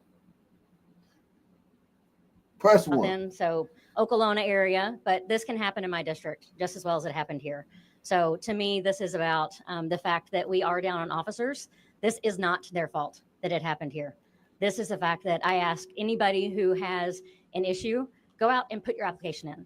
Step up, speak up, call LMPD. If you know anything, pick up that phone and let them know. Please, this is a call. Black woman, they not happy with what she said. More police?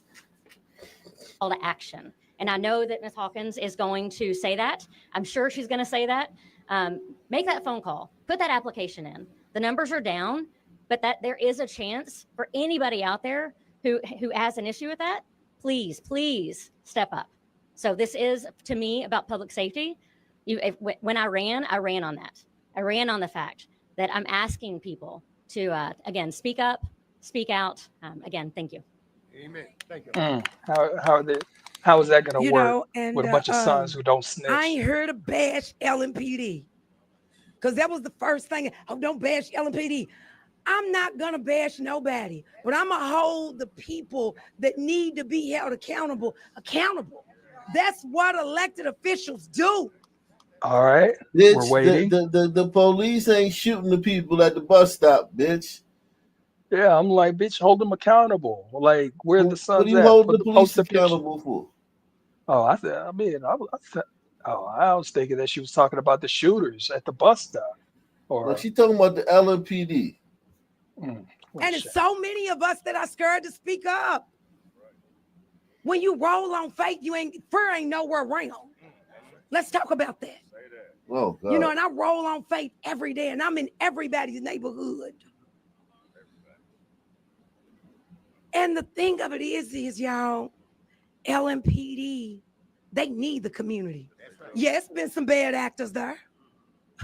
But guess what? Where's our... Why even mention that? Why even mention some shit that happened? Why even mention that there have been some bad actors? Why even mention that? because there have been. You know, I was listening to your show yesterday, and you were playing the '80s, and you were talking about the mayor. What's that son mayor's name in the '80s in DC? Marion Yeah, yeah. And I was thinking to myself while listening to Marion Barry and how he does his politics, I'm like, this is exactly why. This is exactly why they moved away from the black man and said we're gonna have the black woman be our our spokespeople, because they will be loyal and they will stick to whatever it is they're telling them to. They're still gonna get their money, get it in any way possible, but they're going to be the loyal soldier for whatever party. Yeah, man. This is Sun Man does what he wants, especially if he's getting high. Oh shit, my goddamn mouse, man. My mouse disappeared, man. Where the fuck you at, mouse? Oh fucking Christ. Hate when this happens. This doesn't really happen a lot when I'm going live. I see you moving. I saw it moving.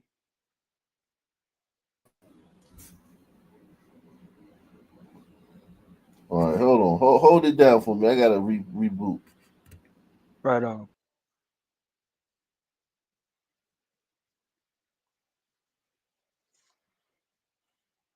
Salute to the nation. Hit the like button, all that good stuff. Yeah, man. There's no solutions. There's no solutions. I ain't gonna lie, at that clip, that white lady was the only one making sense. She telling people to put in applications. I'm like, well, yeah, you should. Of course, we know the Sun woman put in them applications. Shoot.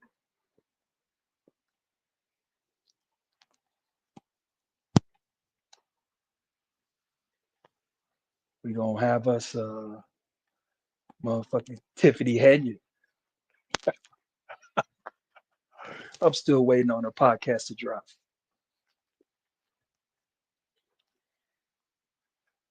Be entertaining as hell.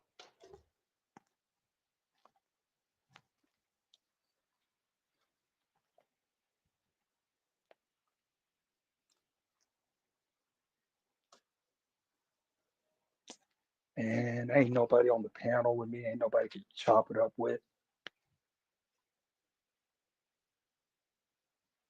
Can't even find my other phone. Oh.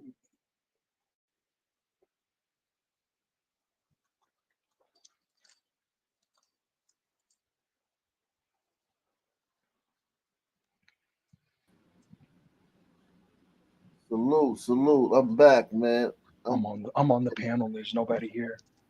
I'm back in effect with a mask and a tech. Okay? I'm back in effect with a mask and a tech, man. Boom. Huh? Oh no, I ain't say nothing. Welcome back. Yeah, I can't talk. Ain't nothing to talk about. Nothing on the screen. All I saw was me.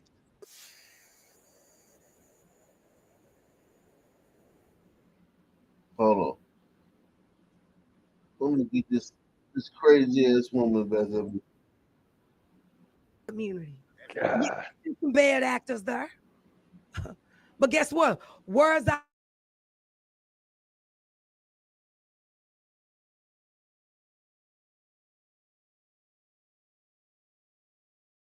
You ain't wanting to help be the change. She acting like every damn interaction end up with some nigga getting shot. They overstate that shit so much. Like you had like literally like 1 in every 100,000 interactions, some nigga got something justifiable to complain about. Literally. Yep. Every like 100,000 interactions. And she acting like it's 50-50. It's a 50-50 chance something gonna go wrong when I hate these sisters. They're horrible. Even when she act like she defending the police, she's still shitting on them on the sneak tip. Press 1. Right.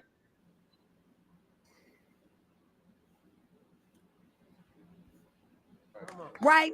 But today, what I'm trying to do is I'm trying to bring the community together. That's what I'm here for. I want to hold the community accountable for things that happen in our neighborhoods. I'm gonna tell you something. These type of things, they don't happen, often in the East End. And let me tell you why. Because the white people over there. They communities don't stand for that. That's why. That's why.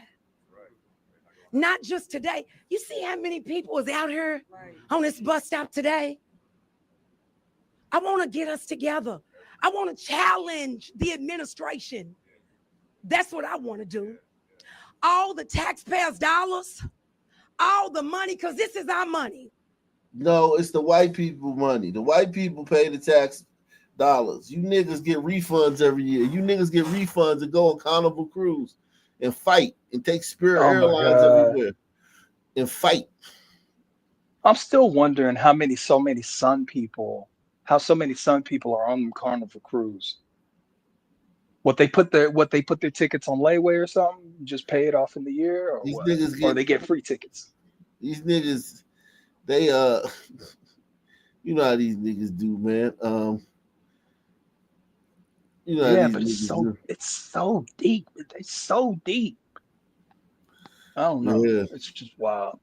Salute to Big Pete, man. Big Pete says, salute to the Irish Goon and happy birthday, bro. Happy birthday to Irish Goon, man. Thanks for keeping Dad's prune juice topped off and looking after Mom and Dad while I gotta do this hospital travel shit. Salute to Op for putting out these shows. Keeps me laughing at work. Yeah, man. Salute to you, Big Pete, man. And everybody for Op Nation that's working, man. Salute to everybody at work right now, man. Salute to Sam I Am. He says, salute to Op, Doug, and all of the nation from viewers like me. Shout out to you, bro. This is why black community sucks so much. You got people like this in charge. Women, black women in charge. Just want to get up here and make everything about themselves. They want to get up here and talk and be seen and bump their gums and shit on police. And talk about how white people don't have these problems and shit. Yeah, because they white. And you niggas have these problems because you niggas. It's DNA. Yeah. The politicians. And rolling her neck and the administration. The power is not in our hands, y'all. It's in our hands.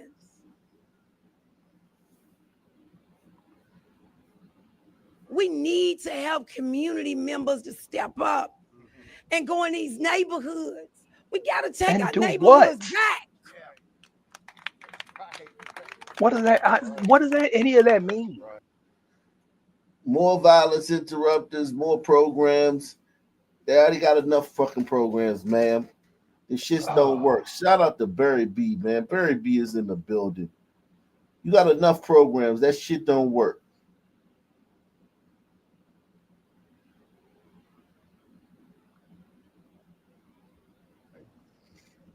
A young lady lost her life. Let's imagine how a child feels. All right, man. That's enough of that, man. Let's go somewhere else, man. Talking about absolutely nothing. She was definitely paid. She was definitely paid to be there. Absolutely nothing. Just a fucking. Let's see what the family got to say about it. Talking about what needs to be done, get in your communities. Don't expect them to do it for you. Because I'm here today because my niece was killed yesterday in front of her daughter and her niece and all the other children that was on the bus. The family of the young woman killed walking her daughter to school expressing outrage today at the spot where she was gunned down. One day after the gunfire shattered a neighborhood's morning routine, the community is making sure fear doesn't take over. That location is the same spot between 10th and 11th Streets on Chestnut Street, just outside the YMCA and near 2 JCPS schools. Thanks for joining us here at 5. I'm Connie Leonard. Today, parents, neighbors, and police stood watch at that very stop, determined to give kids the sense of safety that they deserve. Family tells us that Rhodesia Williams was just 23 years old and walking her daughter to the bus stop near Coleridge Taylor Elementary School. WHAS 11's Alexander Goldberg and photojournalist Jessica Farley have the family's emotional plea. I had to watch my sister. She got on fucking fluorescent fucking glasses, whatever the fuck kind of glasses these are. Look at them lips. God damn. And 2 fucking tongue rings.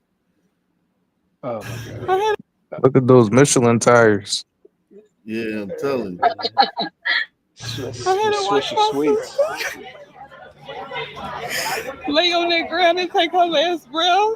Look at this next. Look at this wildebeest next to her The with this family of wig on. 23-year-old Rhodesia Williams revisiting the very bus stop where the mother of 2 lost her life. Red Asia. Williams was known to friends and family by the nickname Juicy. Smile. She was the life of the Wonder party. why. Life of the party. Wonder why her name was Juicy. I'm telling you. How can everybody be the life of the party? Maybe that's why Because they did. In Blakistan. Because everybody's the life of the party. Yeah. What's up, Trash Man? Trash man in the building. What's going on, man? Nothing going on. I just showed the show to my friend, and then talk about we having low IQ, same with black people, same with other brown people, and he told me that it's not true because you can train people. I say you can train people, but it doesn't change the fact that we have lower IQ than Caucasians, and he just can't accept it. Yeah, yeah, it is what it is. This is that press conference shows it. How she was the life of the party. She had no filter. She didn't care. And shit like that. Oh God, what the Is that heck? like She had are no those filters. are those supposed to be her like redeeming qualities and shit? Right. It's She almost like didn't they're care. explaining. They're She giving didn't Moses. care. She didn't like what? Imagine being remembered for that. You didn't Yeah, care. no filter. No filter. Didn't care. It's almost like, yeah, she That's got gonna what be she on got. her. That's gonna be on her Tombstone. tombstone. Didn't care. No filter. That's Jeez. fitting. That's fitting. Wrong. Every time she come in, you know it's juice. And we want the killers called ASAP. ASAP. The morning after the fatal shooting near 10th and Chestnut, hand in hand, parents sent their students off for the school day, surrounded by community leaders, Louisville Metro Police, and the memory of the Louisville mother killed in front of her 7-year-old daughter. This is my daughter's bus stop as well, so she witnessed this too. She's traumatized. Damn, these many bitches. questions. A memorial dang. for Rhodesia is growing here near the corner of 10th and Chestnut, the balloons bearing the name of the young mother. Rhodesia Williams, remember her. Say her name, and you better remember me, because I ain't going nowhere. Rhodesia's aunt and great uncle pleading for answers. If you're a real man, say who done it, please, Okay. because it may be your child next. This nigga probably was a gang member For Lord, 50 we years don't ago. know what to do. At a community news conference, grieving mothers sharing their personal experiences with losing a child at a Louisville bus stop. Tyree Smith, killed in 2021 near 21st and Chestnut Street. It's too much copycatting going on, too much monkey see, monkey do, piggyback riding going on in Kentucky, and we're tired of Monkey it. see, monkey You know, do. people see I this don't crime, think they see that's these what it people is. get a little sentence, a light He's sentence, not and they're like, oh, lying. let me copy. Did she just call black people monkeys? Yes, she did. I think I heard it. Look at this hair. Like, do you see? Look at the middle of her head, bro. Like, it to it's so acceptable to have these terrible fucking hairdos in the black community. Like, this shit looks horrible, bro. The fuck is this, that? And then she looks like goddamn. Matter of fact, go ahead, go ahead. Monkey see, monkey do, piggyback riding going on in Kentucky, and we're tired of it. You know, people see this crime, they see these people get a little sentence, a light sentence, and they're like, oh, let me copy. 18-year-old Richard Harper was shot in 2019 at a bus stop near Shawnee Park. If you can't stand on a bus stop trying to get your child an education to send them to school, where can you stand? Trying to get your Lyndon child Pryor with the Louisville education. Urban League. Our Our child child shit. should not have to show up at a bus Stand stop full of outside of a cops and Sunday squad cars just so they can get on the bus. That is not the reality that I want for my child. That's not the reality that I want for anybody Well, else's it's too child. bad, nigga, because As the final that's bus the drives reality, bro. off and officers keep watch, the family makes their message clear. Rhodesia Williams, remember her name. In Louisville, Alexandra Goldberg, WHAS 11 on your side. Yeah, I'm dead Louisville ass, Metro bro. Police have not made an arrest in the case of Rhodesia Williams. We gotta stop black people from naming their kids, bro. Take me through, I guess, a little bit what you were just saying last week. Rhodesia. Like, what the fuck? This the father of the suspect. You saw his picture on TV. Yeah, I saw his picture. I was scrolling on Facebook, and I'm just scrolling, and I noticed my son's build, his height, and I'm just like, that looks like my son. And so I read the caption, and I'm just like, my heart sank. And a couple hours later, after I'm trying to figure out if it is my son, I call his mom, and I'm like, where was? And she said up Village West. I was like, so you know. And she's like, well, I was gonna call you, but and we ended up getting into an argument. I told her that I had filed an order almost like exactly a year ago. Nothing happened. It's kind of like I'm just getting ignored to the point where I feel like I have to be silent, but I've reached out to everybody that I could and I've got no help, to the point where I'm starting to go crazy thinking, am I the only one that, like, my son, he's never disrespected me my whole life. He called me lame that night. He texted me, he called me lame. He just kind of talked bad to me and had me rethinking my situation or my decisions that I made. But I don't know about nobody else, no other parents, but I would rather them tell me they got my son than they found him. If anybody understands what that means, like I would always rather call they got him than we found him. And I don't think the mother's thinking like that, and everybody's mad at me, but I really don't care right now.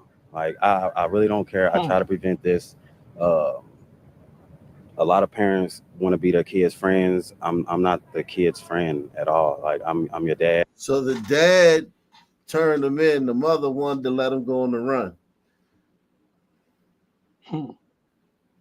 This is this needs to be talked about. This needs to be like studied more, you know, this plight right here. Because this dad, you look at him, it seems like he's fully aware that his son, you know, his son had that son in him. And the irony is, those baboon sheik was crying earlier. If their sons are the suspect or the criminal, they would not urge them to turn themselves in, just like what the mother of this child did. Yep. They want them to to escape and to hide like a rat and not get caught, not turn themselves in. Yep. And I feel like that's all I have to be. I don't care what nobody else is doing. And so that's why I'm talking to y'all, because nobody would listen to me. Like hitting everybody's inbox. I've hit council members up. I'm not going to say no names, even though I should, but I just say some people like to party. I don't know what else to say. You're telling me you try to prevent this and you have some proof of what you were trying to prevent. So take me through. You said I'll read it out. What did you notice in your son last year that made you worried? I seen the Facebook son women ain't gonna like posts. I this. seen Instagram posts with him posting guns and stuff like that. I would try to get a hold of the mother, no response. And so finally, I seen a post where he's posting the gun. He said, "I'm not all right." And I'm like, okay, well, nobody listen to me. I don't want to do this because I know that he's gonna be mad at me. But so I went up to the courthouse and I wrote the statement. It says, "Hi, my name is Tony Miller, and I have a son I am worried about because of the way he talks and the things on social media that he does. He has guns and access to guns, and I'm worried at the rate he's going. I'm scared that something bad will happen to him or someone else. I've seen him post a gun and say that he is not okay. The mother won't cooperate with me in order to save my son. I love." Wow. So y'all gotta send this to Hey, I want to see. Hold on. I want to see what the manosphere niggas got to say about this one. This one got to go. This would be fucking manosphere. Goddamn. This would be porn for the goddamn black manosphere. You know what's gonna These niggas be circle jerking off for fucking 12 hours on this shit. All that's gonna happen is that they're gonna just have like 5 bitches on the panel, and they're just gonna derail the whole entire conversation and be like, "Well, y'all men don't know how to take responsibility." It's a mess. They gonna have fucking 10 niggas on the panel jerking off. Like, oh my gosh, look, the strong black father. He tried. Yeah. That fucking black bitch always trying. Guy though. He literally tried though. Yeah, he did. Yeah. Like, That's why they're gonna love it. He They're like, literally did. Look what happens when black men try. Look. Yeah, look. They get screwed over anyway. Destroyed. If it wasn't for the she boom, every black man would be Neil deGrasse Tyson. See what happened when you got strong black fathers. Yeah. Oh my God. But this brother, I mean, I'd never heard of nobody doing nothing like this. This is, you know what I'm saying? This is, I gotta commend. I mean, I talk shit about niggas, so I gotta commend this guy, man. This guy is exemplary. Yeah. Oh my. Well, for a black father, this nigga is like one in like a million. Damn Yeah, near. I know. He's a example that you need to. That's why I would like this video to go viral right here. This one right here. Make sure y'all share this video. Can we get 10 people to share this on social media, man? Can we get 10 people from Arc Nation to share this on social media? Just 10 of the. How many we got in here? We got like 300. X and YouTube combined. We got 300 in the building. Can we get 10 people to share this video, man? Yeah, we gotta share this shit, man. There's some good stuff in here, man. There's some good stuff in here, That's man. black excellence right here, man. This dad right here, is amazing, man. He's absolutely amazing, man. Let me play it. Let's let the people for him to have a mental evaluation. I think him having access to guns and talking about revenge makes him a threat to himself and others around him, and even me.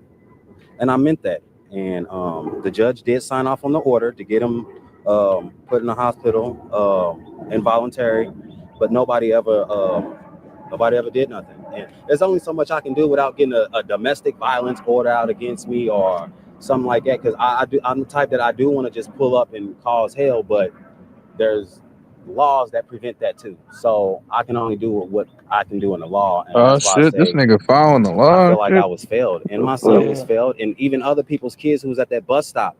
If somebody's kid was hit, now it's even worse, and it feels like I'm the only one that was trying to prevent that a whole year beforehand. And he's thinking about other people other than himself. Nobody came to pick him up. What My the mother fuck? moved about a year and a half ago, and I never could find out where she was, and that's why I had to put unknown address. But I would thought that they could find her the same as they could anyone else. Like, she has an ID. I don't know how they couldn't have went and found him, or his school. I told him what school he went to.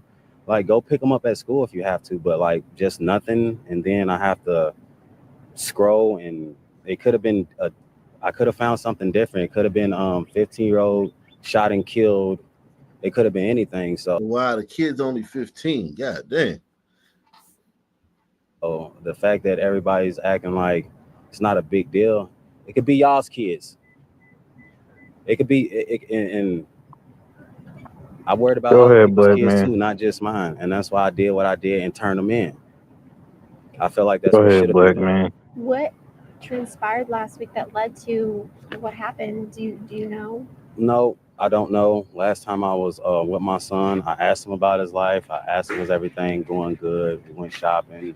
I asked him, was there anything that I can change? Am I doing everything okay as a dad? Anything you want me to He stop said doing? no, Anything I you need to do? He lame. told me no. He told me stop worrying so much. Stop And worrying I about kind of me, was like, lame.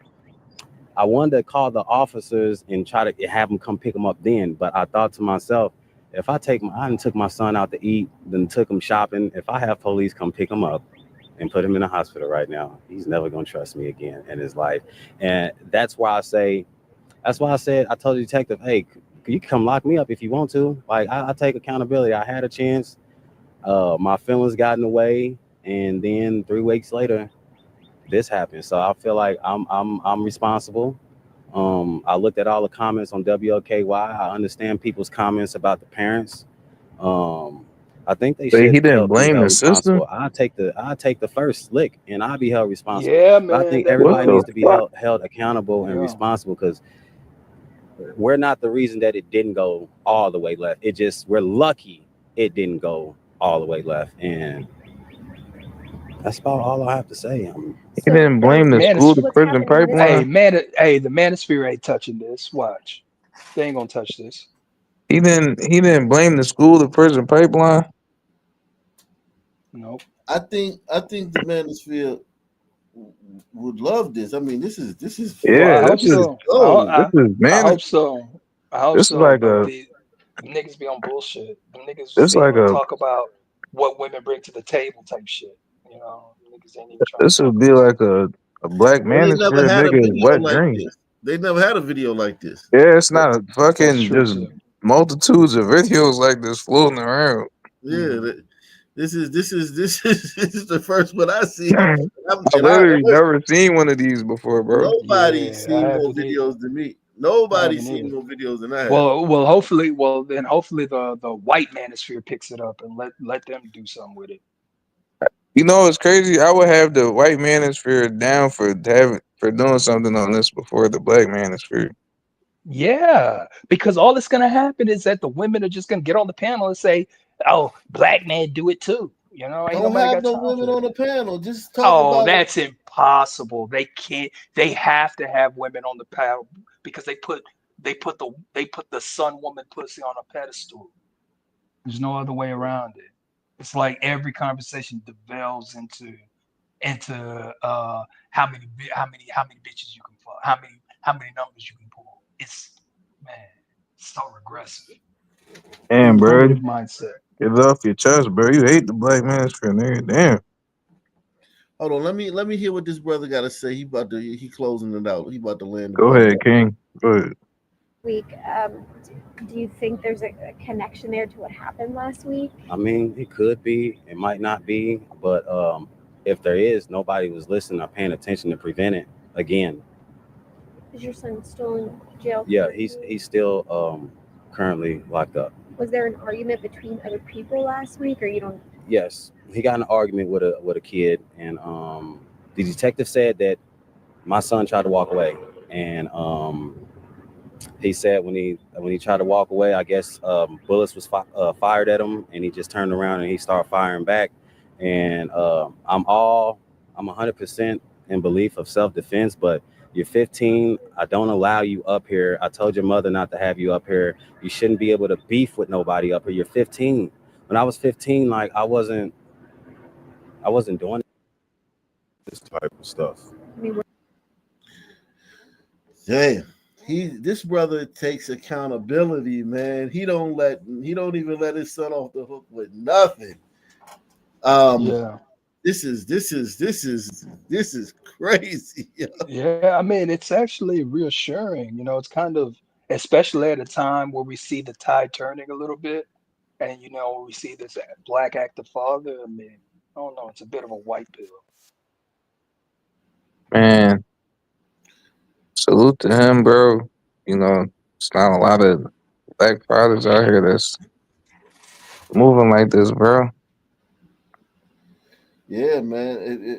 And he ain't ashamed because like he holding his head up while he's saying it. You know what I'm saying? He's standing on it. He ain't mumbling. He ain't stumbling over his words. You know what I'm saying? He ain't got his head down. He's Standing like, on yeah, business. I did that shit. You know what I mean? And you could tell, man, he did everything he could. He's putting all his cards on the table. It's just a father, bro. It's crazy how we're talking about this. This is just a father that cares about his son, bro. Yeah, man. Like at But the end of the day, but look at how far we are attached. Because what do they always say? Oh, if the father was in the home, and we already know you have a father in the home, that don't help much. And here we He's got not in the a home father. though, but this father, He's not in the home. not in the Yeah, home. he's active. Yeah, that's true. He's not in the Active home. father. He just he's estranged. hey, Where did he even get a gun? I ain't even gonna say it on here, but from a person that you wouldn't think would give it to him, like, So for you as a dad, you're trying. You're trying your yeah, best. I'm trying, and I don't want to use race, but a lot of black dads kind of get ignored like this to the point where man, something fuck. bad happens. Then everybody Hold says, on. Let the people hear what he said, man. beef with nobody up here. You're 15. When I was 15, like I wasn't doing this type of stuff. I mean, where did he even get a gun? I ain't even gonna say it on here, but from a person that you wouldn't think would give it to him, like, So for you as a dad, you're trying. You're trying your yeah, best. I'm trying, and I don't want to use race, but a lot of black dads kind of get ignored like this to the point where something bad happens. Then everybody says, well, where was the dad? Getting ignored. When your your son was supposed to be, you said involuntary hold in the hospital. Mhm. When he was supposed to go there, was anybody supposed to take him, or was somebody? Yeah, he was supposed to get picked up, and the police was supposed to take him up there. Okay. So you were trusting that they were going to come do this. Yeah, I made calls to the police department. With me not knowing the address, they said that they couldn't go get him without an address, and so I told them about where I thought they lived and the kind of car the mom drove and to everything, and still no. Wait, he doesn't know where they live. No. What the fuck? Oh no, this nigga Yeah, shitty, bro. well, yeah, no, he said that she kept moving without Oh, she letting kept him know. moving. Okay. Yeah. She moved without telling. Oh, without telling. I actually found out the day that my son got in that shooting. I went and drove around the West End until I found the car and got the address, and that's how I found the. Wow. Yo, this nigga like a top yeah. 1% black dad, bro. Yeah, Yo, no, this he dude is. super dead, yo. Man, Wow. man, this dude needs And to look be. at what happened though. Think about it. He's super dead. The bitch, she left him and she keep away with the kid. And the nigga got in the shot somebody at the fucking bus stop. And he run around with guns. And it's just like, even if you're a great black dad, man, you still can't help DNA of your fucking black baby mother and the DNA of your black kids. Yo, man, I was rocking with him all the way till he said, "Yeah, man, they act to talk about black dads, but they don't know he being put, bro. Y'all niggas ain't there, bro. Like, stop it, dog. Niggas aren't there, bro." Yeah, he got to know that like the actions he's taking are not Yeah, representative like, of black bro, dads. he's not. He's not part of some silent fucking majority. You're the exception, bro. Niggas ain't like chasing any kids around trying to find them, doing all this shit, bro. Like, that's Hell not no. what niggas are doing in mass at all, bro. Hell no. Niggas is fucking these bitches, get nothing in At that them, point, I wasn't worried about no and then domestic whatever violence. I happens, wasn't worried happens. about relying on me saying that I pulled up and said this. I just didn't care at that moment. I was in the car and got the address, and that's how I found the. Because at that point, I wasn't worried about no domestic violence. I wasn't worried about relying on me saying that I pulled up and said this. I just didn't care at that moment. I was gonna get that address, and so that's what I did, and I turned them in. So to see then this happen a second time, and we don't know, I guess, who's involved. If it isn't the same person, maybe from last week. You feel like this could have been prevented? Yeah, 98% of bad things can be prevented if people take the right precautions and they're not egotistical. Like, a lot of things can be prevented, but Hey man, I ain't gonna listen. Good afternoon. I ain't gonna say nothing bad. Salute to that brother, man. That brother. Yeah, shout out to him, bro. Yeah, I hope he gets I hope he gets a lot of support and recognition for his efforts. I was with him until he started talking that black dad shit. I mean, I'm not. I mean, I'm okay with it because the whole black dads thing. I mean, I don't really do think a lot of people kind of know that competitive spirit that the baby mom has with and using air quotes, an active dad. So people probably don't know really, the hoops that they got to jump and all that crap. Let's see, Baltimore, man, because dude, they ain't supposed to be safe in Baltimore. On President Trump's claim tonight, Baltimore police say that they've arrested a 13-year-old in connection with the spree of violent crime targeting 3 locations in a 2-day period last month. The teen has 18 prior felony arrests and was wearing an ankle monitor when he was arrested this At time. 13? Thank you for joining us. I'm Kai Jackson. This arrest comes as Baltimore city leaders tout a reduction in violent crime. They're pushing back on President Trump's claim that Baltimore is too far gone because of crime. Some residents argue, though, the numbers don't tell the full story and say the mayor's message is disconnected from how they truly feel. We have the fewest amount of homicides through this date on I hate this nigga, bro. That's 50 years, a 50-year low. Maybe we are too far gone from the broken right-wing policies of zero Oh my tolerance God. policing and all the things that did not make our city safer. I hate this nigga so much. Get the mayor to do his job.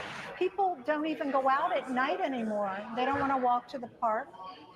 Our business district does not service the residents of Federal. Think about that. He's saying it's safe, and these people are saying a different thing. And he's arrogant. He's on TV like being arrogant about it. Like being pompous and fucking being a jerk about like how much he doesn't like Trump and what he's doing, and how safe his city is. And he don't give a fuck what these people's experience is. He don't give a fuck. He's just looking at the numbers, and I know they fudge the numbers too because DC. I don't know why Trump don't call for an investigation into this shit. They got multiple whistleblowers saying that they fudging the numbers in DC on the crime. That's why the only thing that ain't going down is the homicides, because they can't. Because everything else you can't fudge the homicides, but everything else that they can manipulate, all that shit's going down. And whistleblower it said that she just got a settlement. I'm gonna show y'all that in a minute. And you hear this glider? She said people are scared to go outside, bro. Every time you hear people use phrases like that, you know why they're talking like this. Niggas.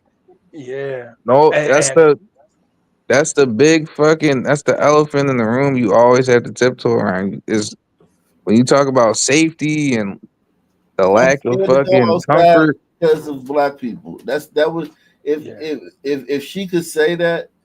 If she said, "I'm scared to go outside because of black people, or black teens, or black kids, or whatever the fuck, black whatever," that would be the truth. But my God, but we she needs to still, say it. She needs to yeah, say it already. yeah. But she needs a restaurant. Look, she's a business owner, right? Oh, They'll protest. Yo, you think niggas? This is how tone deaf and little self awareness and privilege that sons have. In the midst of all this shit, sons could come up in front of her building 20, 30 deep the next day and protest and block the door. And protest and with signs and demand that, whatever money she getting from the government or whatever, I don't know what restaurants can get from the government, or that, demand that, she be whatever the fuck, you know what I'm saying? Some shit happened to her and ruin her business and give her all types of bad publicity for her business and bad PR. Well, the gliders need to get on code and do even though what was that? even though little niggas is running around terrorizing the neighborhood that her bar is in. It wouldn't stop niggas. Niggas wouldn't say, you know what? You might want to sit this one out. Niggas ain't gonna think like that. They're gonna be like, she said what? She said black teens. She's scared to go outside because of black teen, man. Year low. And maybe we are too far gone from the broken right-wing policies of zero tolerance policing and all the things that did not make our city safer. We need help. Yeah. Get the mayor to do his job. People don't even go out at night anymore. They don't want to walk to the park. Our business district does not service the residents of Federal Hill. Well, a recent attack caught on video involving mopeds in Canton has some residents on edge. And tonight we're learning the two suspects are undocumented immigrants in the country illegally with possible ties to MS-13. Oh. We're also hearing from a Curtis Bay woman who demanded action from Mayor Scott after she says crime impacted her ability to sell her home. She says the mayor's response was out of touch. Fox 45's Rebecca Pryor and Jeff A. will have those stories in a moment. But our team coverage begins with Keith Daniels and this string of violent crime in Baltimore connected to a 13-year-old suspect. Keith? Well, Kai, according to police, this boy is no stranger to law enforcement. So young with an extensive record that includes felonies out on the streets. But tonight, he's arrested again, accused of more violent crimes. Investigators say there were several armed carjackings and robberies. a string of incidents, including on at least 2 days in July. Tonight, news of an arrest. A 13-year-old boy charged with carjacking, robbery, assault, and several other offenses. Police say when the boy was arrested, he was wearing a home ankle monitor. The suspect, apparently already under the supervision of the Department of Juvenile Services. A young offender, police say, with 18 previous felony arrests in Baltimore City. Listen, man,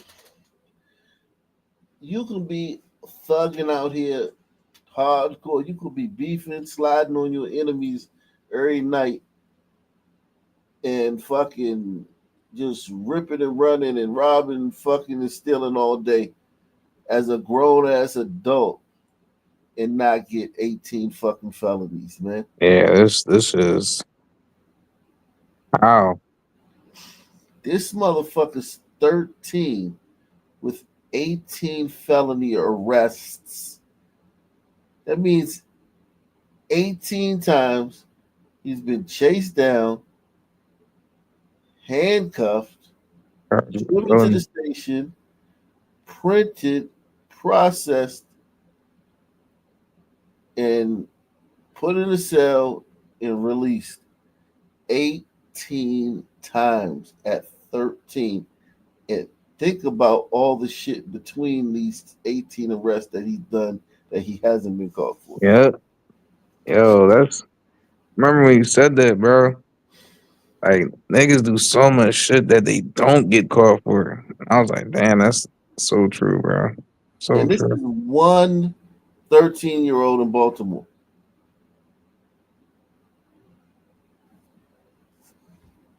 Unbelievable. This nigga's already done, bro. Like he's 13 and he's already at this piece, bro. It's over. I don't know. Baltimore is very lenient on young people. So I'm talking about like as a human. Like, oh yeah. Bro, what you already? You think this shit gonna get better? This shit's gonna get worse. Right. His case. Come to find out, 3 of them had ankle monitors on. Disturbingly familiar to Kamaya Lawson and her husband David. The couple, the victims of a carjacking in Hamden, July 1st. That crime caught on camera. The 5 suspects in that case, also juveniles. 3 of Look at these ages, man.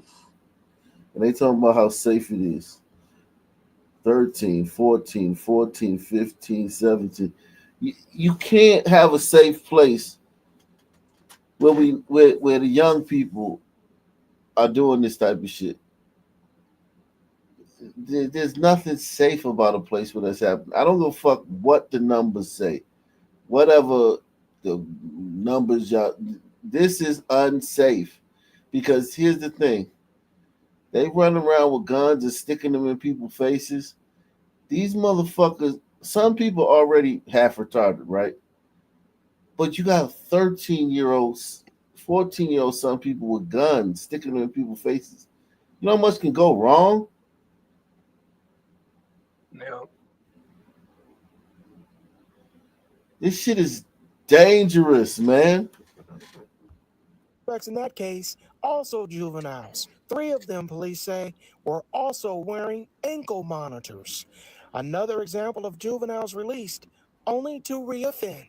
Lawson frustrated over what's happening. I heard about like the diversion program that they've been having with youths. Basically, they're going in and coming out and going in and coming out without any consequence. And I'm like, what's the point?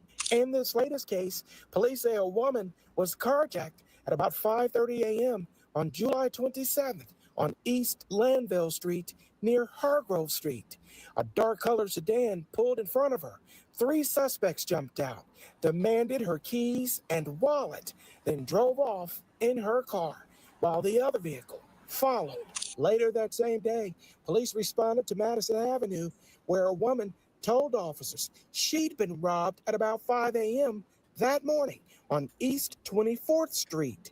Suspects in a black sedan rolled up. 3 suspects jumped out with a gun.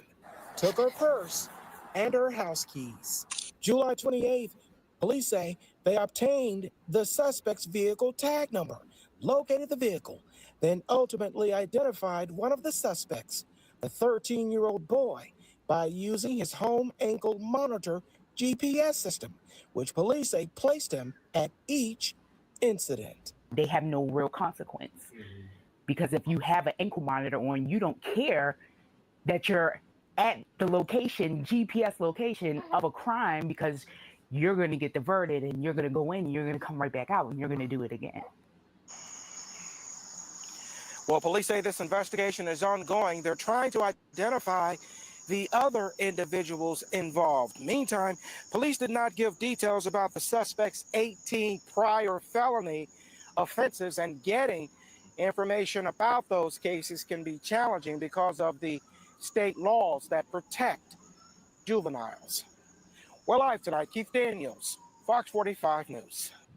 I'm Kai Jackson. Thank you for watching. Here's another video to watch. Also, please take a moment. While the mayor continues to tout a decrease in violent crime backed by police data, some residents say that he's out of touch with reality Baltimoreans face day to day. Fox 45's Jeff Abel has more on their demands to city leaders. See, they scared they're gonna be next because they right up the street from DC, right? So that's why they doing all this, posturing and talking. The governor of Maryland, Baltimore mayor, because they scared. They're like, yeah, he coming for us next.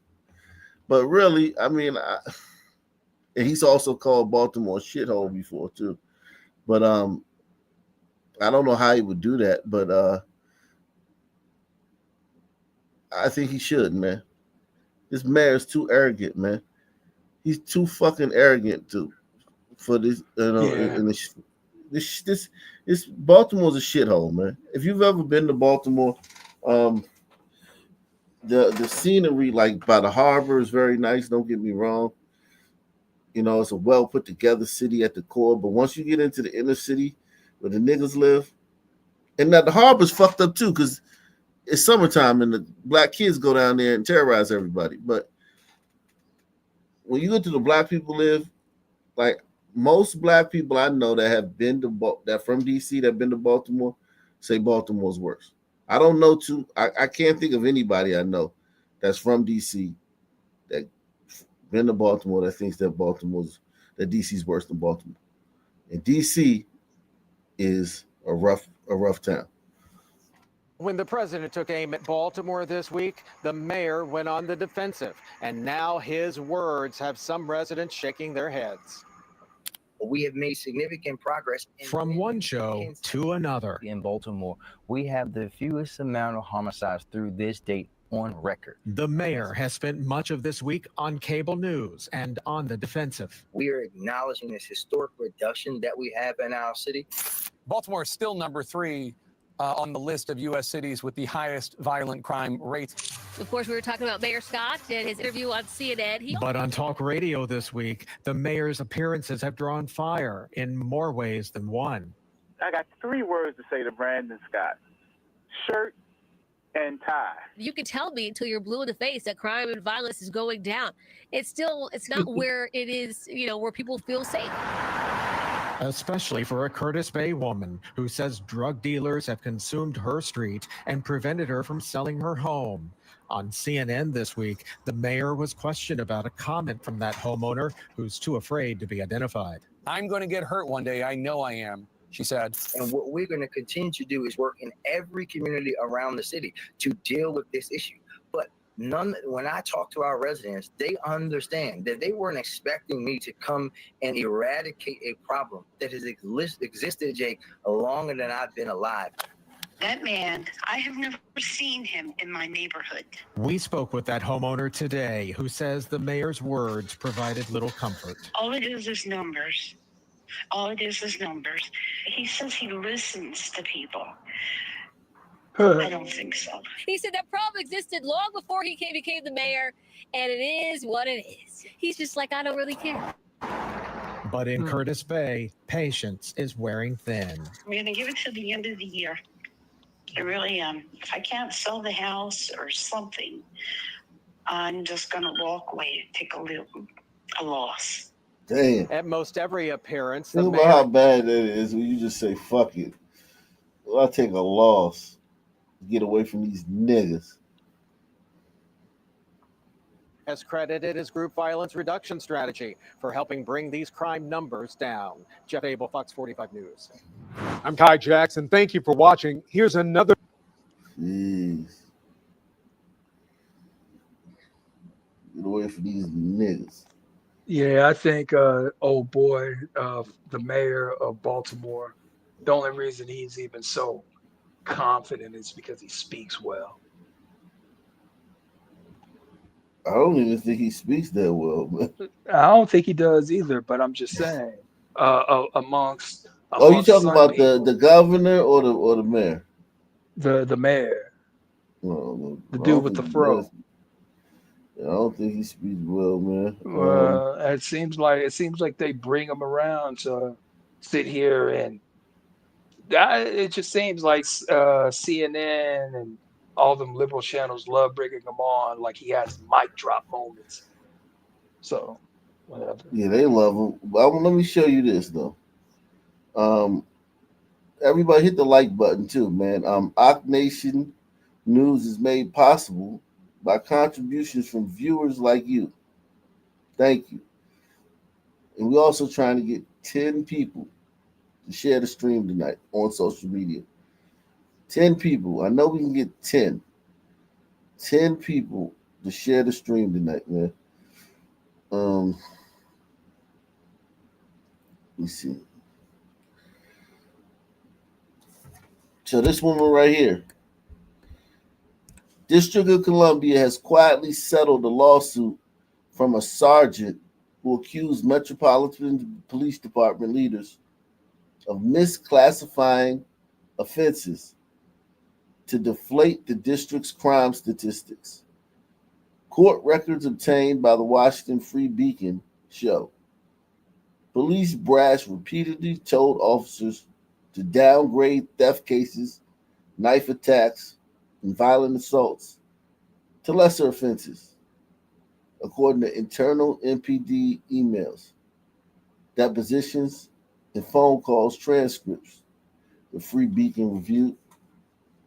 So they settled with this lady and gave her some money because she snitched. She a whistleblower. She worked she was a sergeant in the MPD. That's a huge story, man. That should be everywhere, especially when they're touting that crime is down.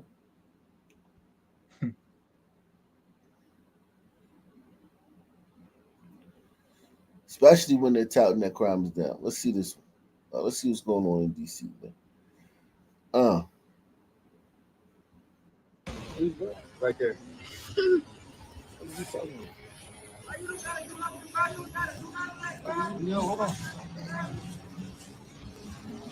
Stop and frisk.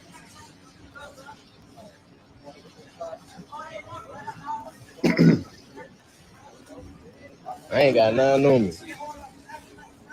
Yeah. Stop and frisk. I don't have a problem with it.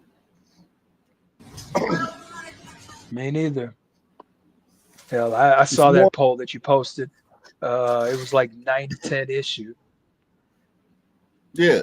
It's more important that this nigga doesn't kill somebody than it is that his feelings can make it hurt. Shout out to Malik Quelly, says Ken's going to be at the cookout. Yeah. I don't care nothing about this one. This nigga would throw a fucking old lady down and steal her car. He was shooting to a crowd. Heck yeah. Why should we care about his feelings about getting momentarily patted down while he's walking through a high crime area? Because they don't do this everywhere. They're not just going to be doing this everywhere. They do this in certain neighborhoods. There's a lot of shootings, a lot of crime, and they know who to pat down. They're not going to pat down the old lady he might throw down during a carjacking. They patting down the usual suspects. They got task force. They got mountains of fucking files on all these niggas. They know who the fuck these niggas are. So when they see them, they pat them down. Ain't nothing wrong with that. I have no problem with that at all.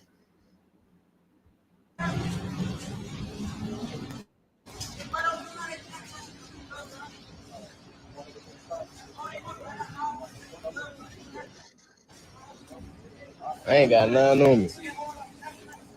Yeah. Can I get badge numbers? What's your badge number, sir? What is your badge number? No, what is your badge number? What is your badge number? What is your badge number, ma'am? Ma'am, what's your badge number? You look like 50 broke cent. Yeah, of course, make some little lame ass, weak ass joke while you at it. He makes everybody laugh. Yeah, he the life of the party. He loved to laugh. Jeez. He's the life of the party. Here go another good black dad for you, man. Another black dad. Yeah, man. I got another. I got all the good black dads today, man. Another good black dad, man. Man. When our child walked out of the store with candy, she didn't pay because he didn't realize she had grabbed it. So he went back in to pay for it. So you went back in there and paid for a candy that she had already walked out the store with. Yeah, why would you do that? I would never do something like that. I would just sisters are leave. evil. It's called integrity. So you went back in there and paid for a candy. Be honest, Doc. Do you think that's a skit? I mean, it might be, but I don't know. It could be. I could believe that was real. But I could also believe it was a skit. Yeah, that one is kind of 50-50. I don't know. I gotta admit, I can't call it. But it didn't jump out me. It didn't jump out at me as like, damn, that's a skit. Yeah. I mean, I know a dumbass sister will say some dumbass shit like while Exactly. recording. But Exactly. for a son man to just respond like that just kind of made me say, wait a second. Exactly. A sister would definitely say some shit like that.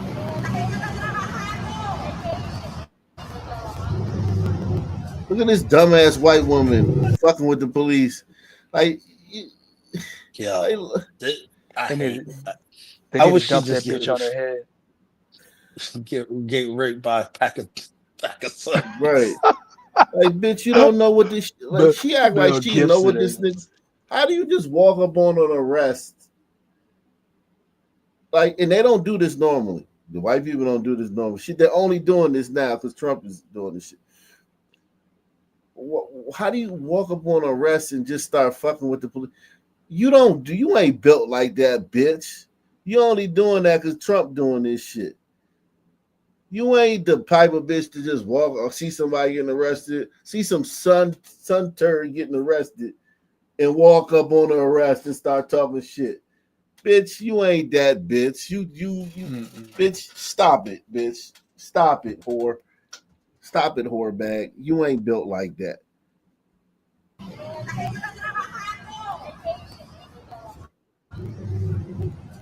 With your dog, with your poodle. Oh, this is a fucking. ¿Qué motivo te dieron? This is a fucking hombrito. ¿Qué motivo te dieron?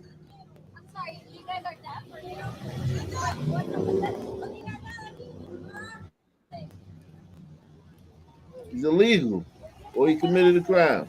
Either way, get him the fuck out of here. Who gives a fuck? Who gives a fuck? You out here getting arrested. You know how hard it is to get arrested?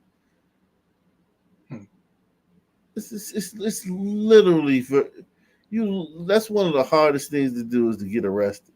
First of all, you got to be doing like a cop got to be there. Like, it's so hard to get arrested.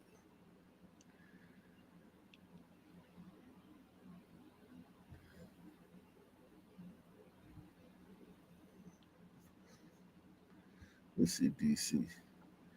These people, man, are so fucking annoying, man. Salute to everybody out there, man. Look at this one. This one says, went on a run through DC tonight. Insane amount of people out doing the same. So people is out running through the city. Man, they now. happy, man. Listen, man, they happy as hell, man. Undercover, man. They loving it, man. But they gotta go in front of the camera and talk shit. Out here running. I'm loving the next Thursday. I'm going. Yeah, I wish I could. I wish I had been in DC for this stuff. I left right before it happened, man. Damn, I wish I could. Yeah. This one says cops everywhere, but the vibe was different. People feel safe again. Common sense prevails. Mile time didn't. So people are running. People are out here getting exercise and shit. Niggas affect people's health. You can't even get no exercise with niggas around. Jesus Christ, man.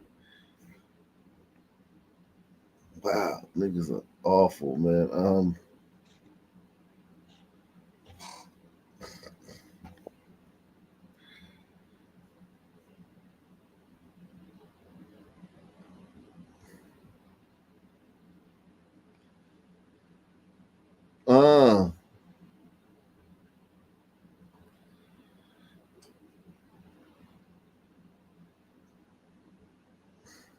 Wow. What is this? 3 hours ago. Look at all the teens running around DC at night. Where the fuck are their parents?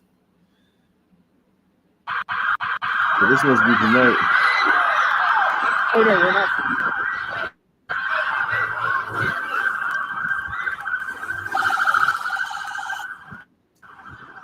Yeah, why are these fucking teens running around the city at night? Like, what the fuck is that about?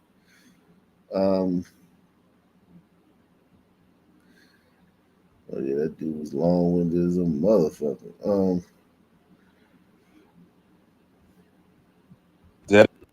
Can't make this up. This was Sunday, but in front of murals dedicated to community leaders working to prevent violence, I drove by my neighborhood and saw a mob of police, federal police, laughing and joking as they harassed one young man. And none of these guys are from our community, obviously. And this is pretty crazy. Where do Shut you your ass up, fucking pussy? Where does it say you have the right that the police officers have to be from your community? When did that become a thing? The cop got to come from that's never been a thing. Stephen A. Smith got opinion on this shit. Oh God, he's a clown, man. Oh, yeah, I don't know. Give him a chance. I've been an advocate, a strong advocate. I've always wanted a stadium in the state of Maryland that the Ravens and the Washington Commanders could share, with a lot of employment emanating from DC, but still be able to, because again, you wouldn't have to worry about stuff like this. That's just my personal opinion. That was the idea that I threw out last year, that the Ravens and the Commanders should actually share stadium. You got a minimum of 17 to 18 weeks where you got games there, plus playoff games and all of that stuff, plus events in the offseason. And you know what? What the fuck, nigga? You crazy? That's such a fucking dumbass thing to say. He's trying to make it like the Jets and Giants play out here. And, yeah, but Maryland and DC are two different planets, man. He doesn't know that, but he's not from the area. He don't know. Yeah, he probably think, they're not even the same planet. You don't see no Ravens gear in DC. None. No. You go, you get out there only like Delaware has 4 regions. No, hold on. You get past PG County, like in Arundel County. You don't see no Redskin gear. Mm-hmm. You see all Ravens gear once you get past PG County and Montgomery County. You don't see no Redskins gear up there. You won't find a Redskin jersey anywhere up there. You won't find a Ravens jersey in DC. You'll see Dallas Cowboy and Redskin jersey. DC is a Dallas Cowboy. Like 60% of DC is Dallas Cowboy fans, 40% is Redskin fans. It's not even like he has no clue what he's talking about. Like none whatsoever.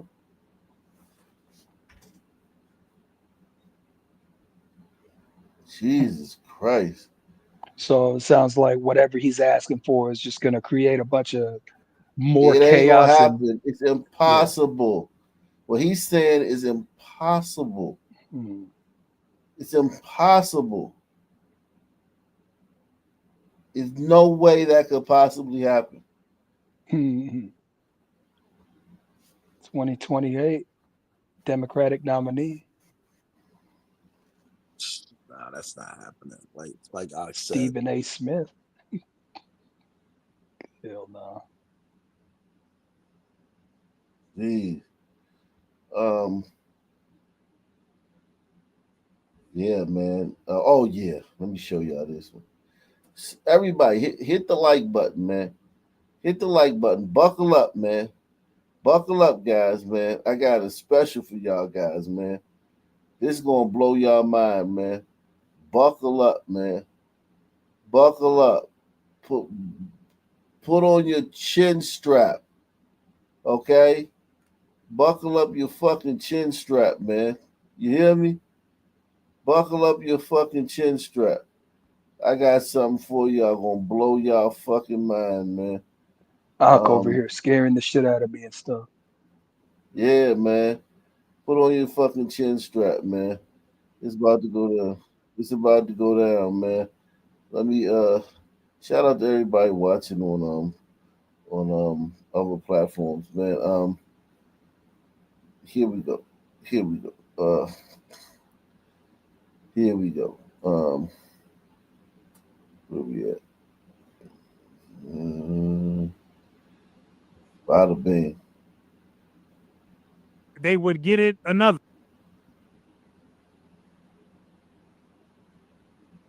Now, this video here is not for the young minds, so put the kids away. Big fan of this guy. Wild children and babies without fathers.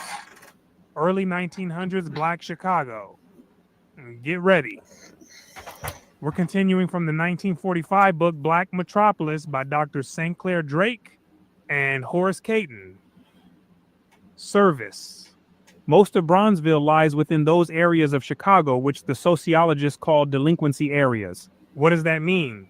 Wherever neighborhoods have begun to go down, where there are waste tracts of land, dilapidated buildings, railroad sidings, here are the delinquency areas, regardless of what nationality or race lives there.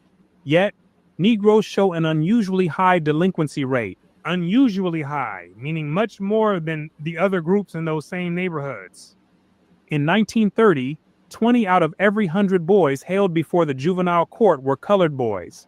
The rates for girls were almost as high. This stood out because Negroes at that time didn't make up anywhere close to 20% of the population.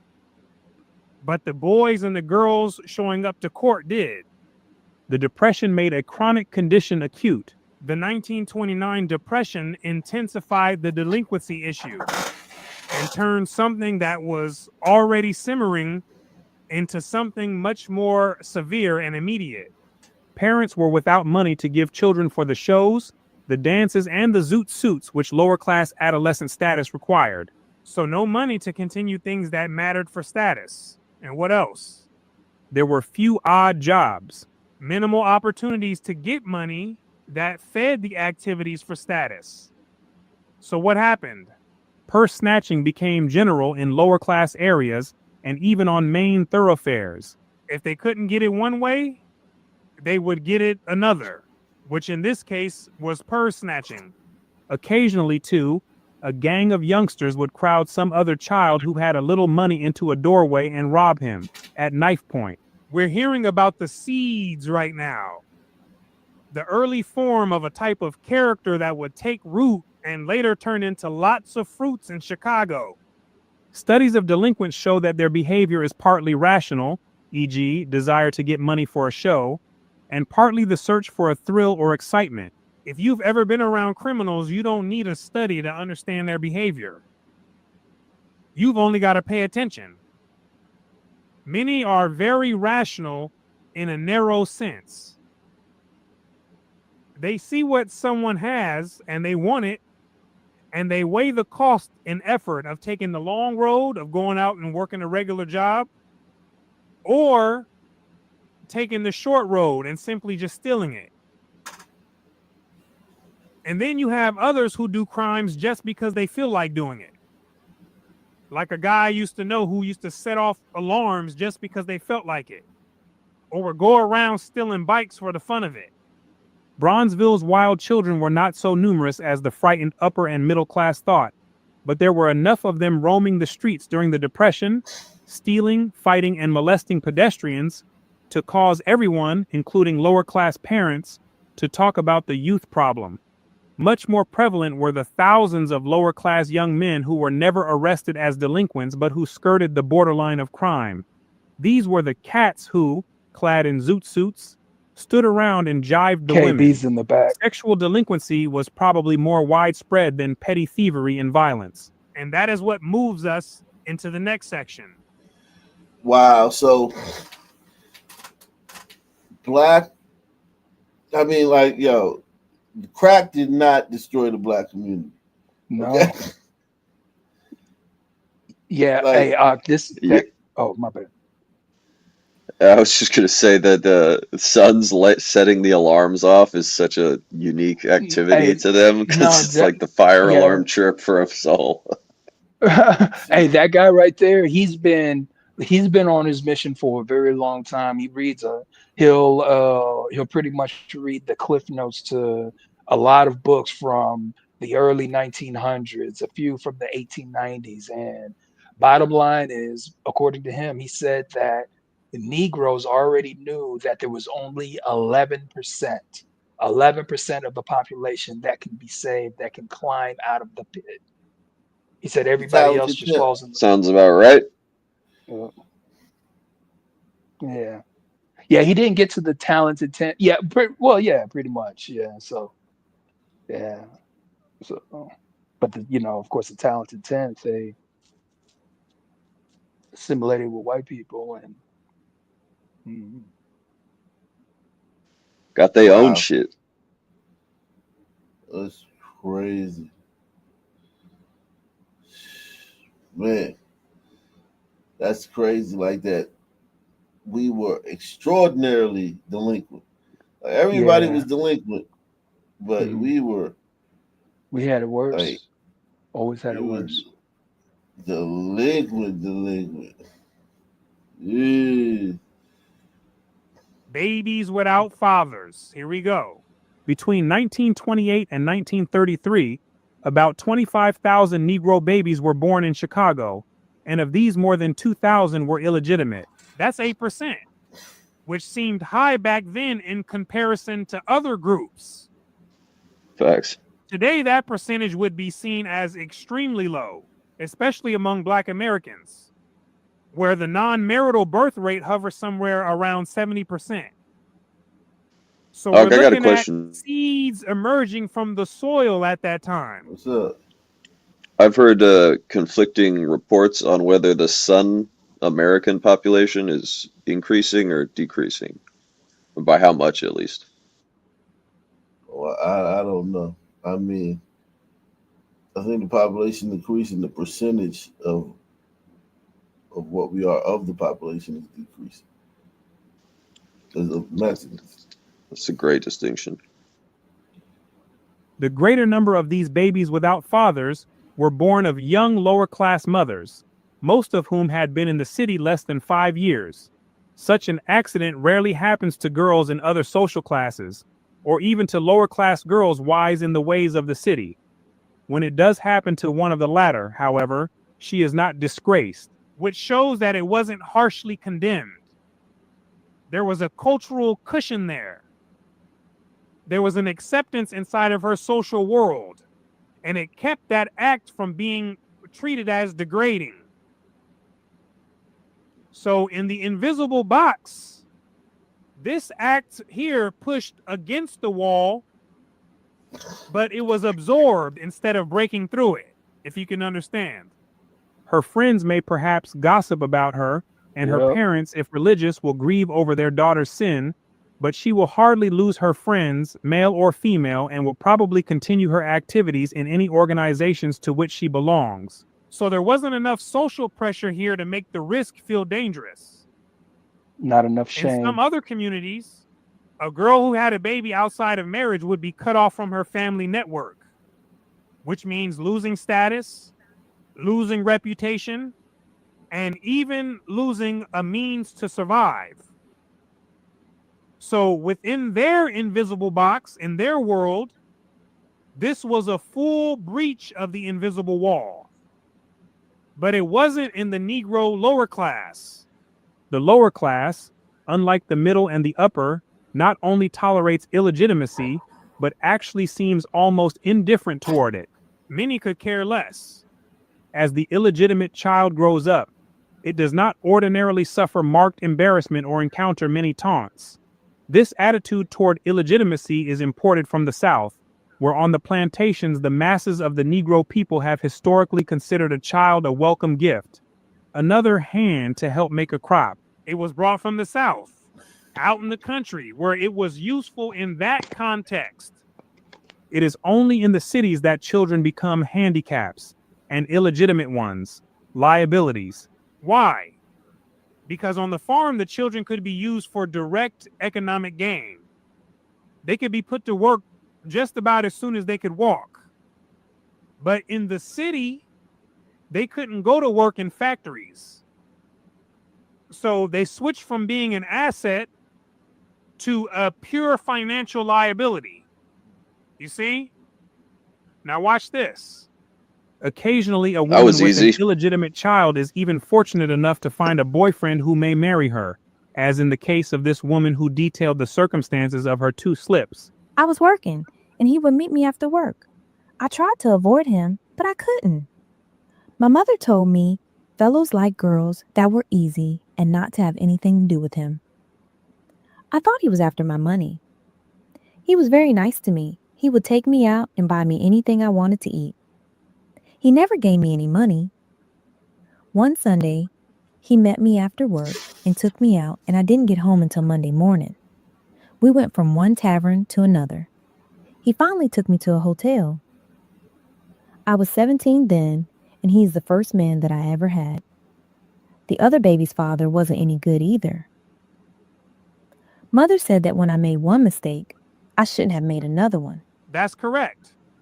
Because if you haven't learned from the first ride, then the hidden laws will make sure that you buy another ticket on the Ferris wheel and ride it all over again. I didn't know I would get caught so easily. What can you do? A woman has to have somebody. I didn't love either of the children's daddies, but I love this man I go with now. We are engaged. He is crazy about the kids. Lord. Hopefully she made some tweaks in her character and her outlook. I doubt Or it. get ready to spin again. The girl stories of these Bronzeville accidents usually follow the conventional boy meets girl pattern. Lucy, for instance, was living at home. Her boyfriend took the initiative. He used to stand on the corner of 49th Street, and when we girls would get out of school, he and several other boys would follow us. The first red flag was any man frequently standing on the corner. That's the first one. That behavior is typically associated with a specific type of guy. So the risk is already increased just off of that. So I liked him, and I thought he liked me. He never would come out here to see me. I would meet him at another girl's home, and we would go to shows. He told me he loved me and asked me to go with him to a girlfriend of his. I finally agreed to go with him. We went out there. The lady rented rooms. So he got a room, we went in, and he told me he wanted to be with me. Uh-oh. I protested. She doth protest.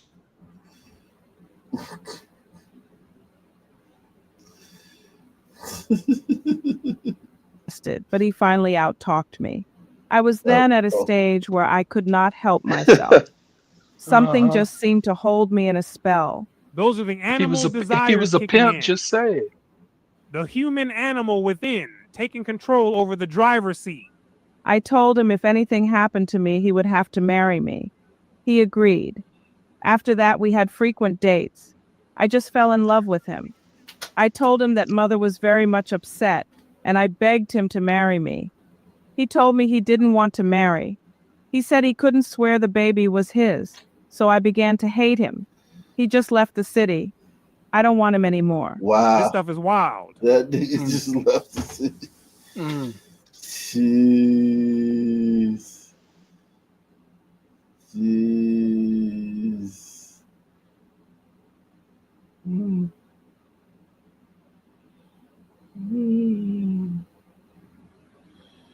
He just bailed on her ass. Now let's get some more.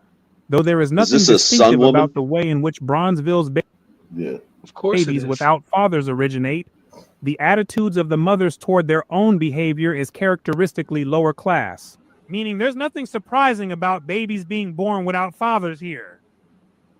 Because given the mother's attitude, that's exactly what kind of outcome you expect. That's what he's saying. Since lower class men do not necessarily refuse to live with or even marry a girl who has had an illegitimate child, a girl has not necessarily ruined herself. One woman, now married to a man who is not the child's father, said, I had Petey before I was married. I was going to let his father marry me, but I didn't like him so well. Other women who have never married sometimes express both guilt and irritation, as in the case of a woman who shouted at an interviewer, I ain't never had no husband. Haven't you heard of women having babies without a husband? Maybe I didn't want to get married. It's getting snappy. One occasionally finds an older woman who has not only never married, but who boasts of the fact. The woman quoted below, though an extreme case, represents a type sometimes found in Bronzeville. A migrant from South Carolina, she exemplifies a pattern once widespread in the South, but rare in Bronzeville. A woman with a large family of illegitimate children by a number of different men. I've been here 11 years, soon will be, and wouldn't be any place else I know of now. I was 26 years old when I came here. I didn't know where I was going when I came, but I had heard about Chicago and always said I was going up the country when I was older. None of my 5 children are whole sisters and brothers. One of my boys really has good blood in him. Which means what? He is a white man's child and as bright as you are. You see what I mean? That good blood. That good ag mixture. Oh, black Hey, people love TR. the gliders. What up? You don't think that the Sun men were just banging on the glider women back then too? Oh yeah, I do believe that. There was this one time where I could have sworn it was you, that showed this article, but it was like in 1907, and there was some old Sun man, and basically the whole article was about how he's outlived like seven out of the 8 wives that he had, and they were all white women. And I think It's a milestone. I saw, and this was like in the early 1900s. I posted the newspaper clip in it. You might not have gotten that from Hezekiah. I think you got that from Taz. But I saw it. Oh yeah, I got some tomorrow, man. I got some great lynching stories for y'all tomorrow, man. Oh, Salute to Baila con Latinas. He says, I'm from Baltimore and caught 2 little nigglets scheming on me. I was ready but pissed. I live by the Oriole Stadium, so I'm good for the most part. Camden Yards, yeah, I've been there plenty of times. Camden Yards. I wonder if it was the water boys trying to get his Cash App information or something. Yeah, it's known as a bad neighborhood though. Around there, they tell you when you go to Camden Yards, you got to be careful parking and if you don't park in, like one of the designated areas, because Sons of, and this was in the 90s, and I was going there. Sons are awful, man. They're awful.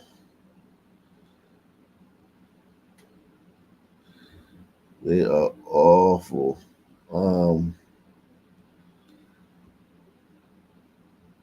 Let's see.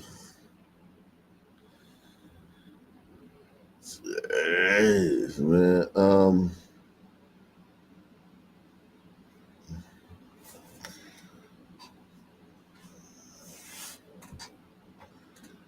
Taking two executive Takeover. actions, Such a strong including word. invoking Section 740 of the DC Home Rule Act, which basically commandeered the DC Police Department, put it under federal control.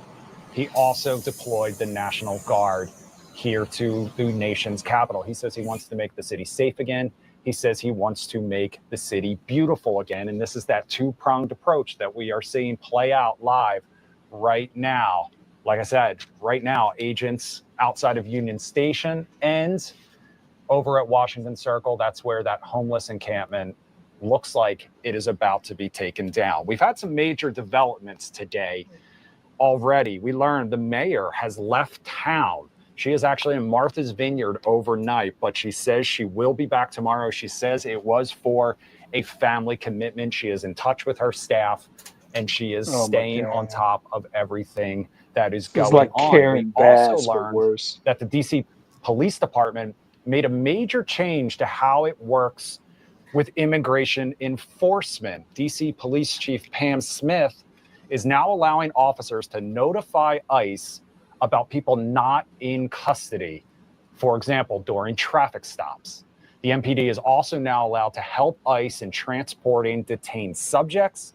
The DC Police Union says they support the president's federal intervention. We have talked about that, but still blame the DC Council for legislation that they say has, quote, crippled the MPD. If you're just joining us, you're taking a live look at Union Station, where the National Guard is currently stationed.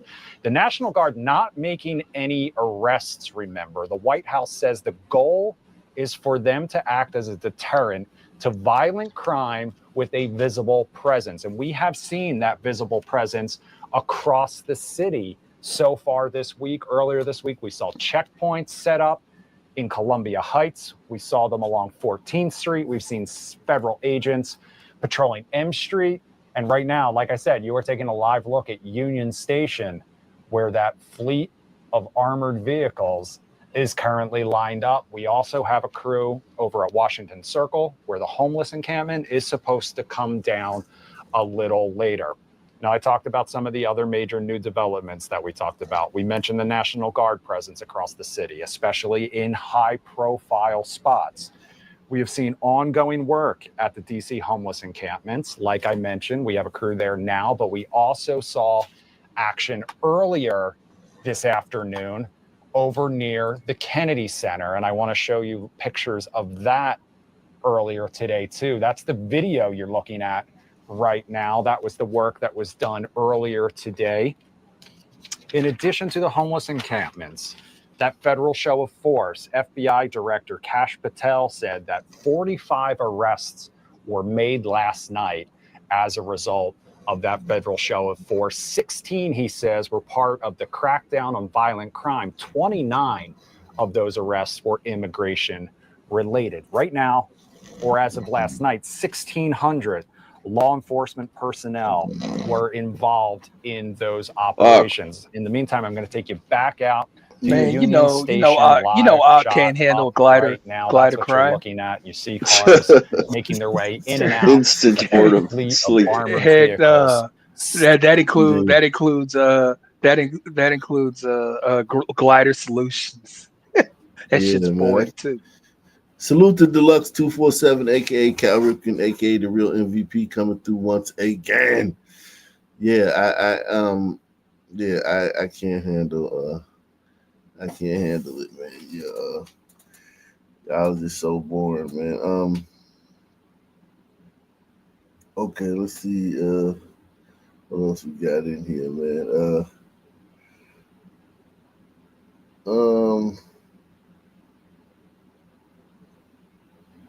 Jeez.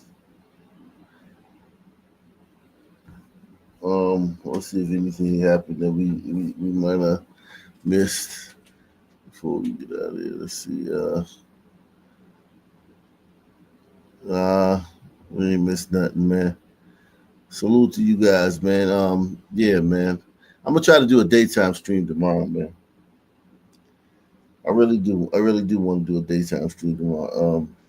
That's tough for me, but the more shows, the better. Rock. Yeah. Yeah, I mean,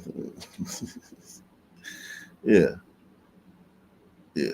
Well, since you can't be there, I'm not gonna do it, man.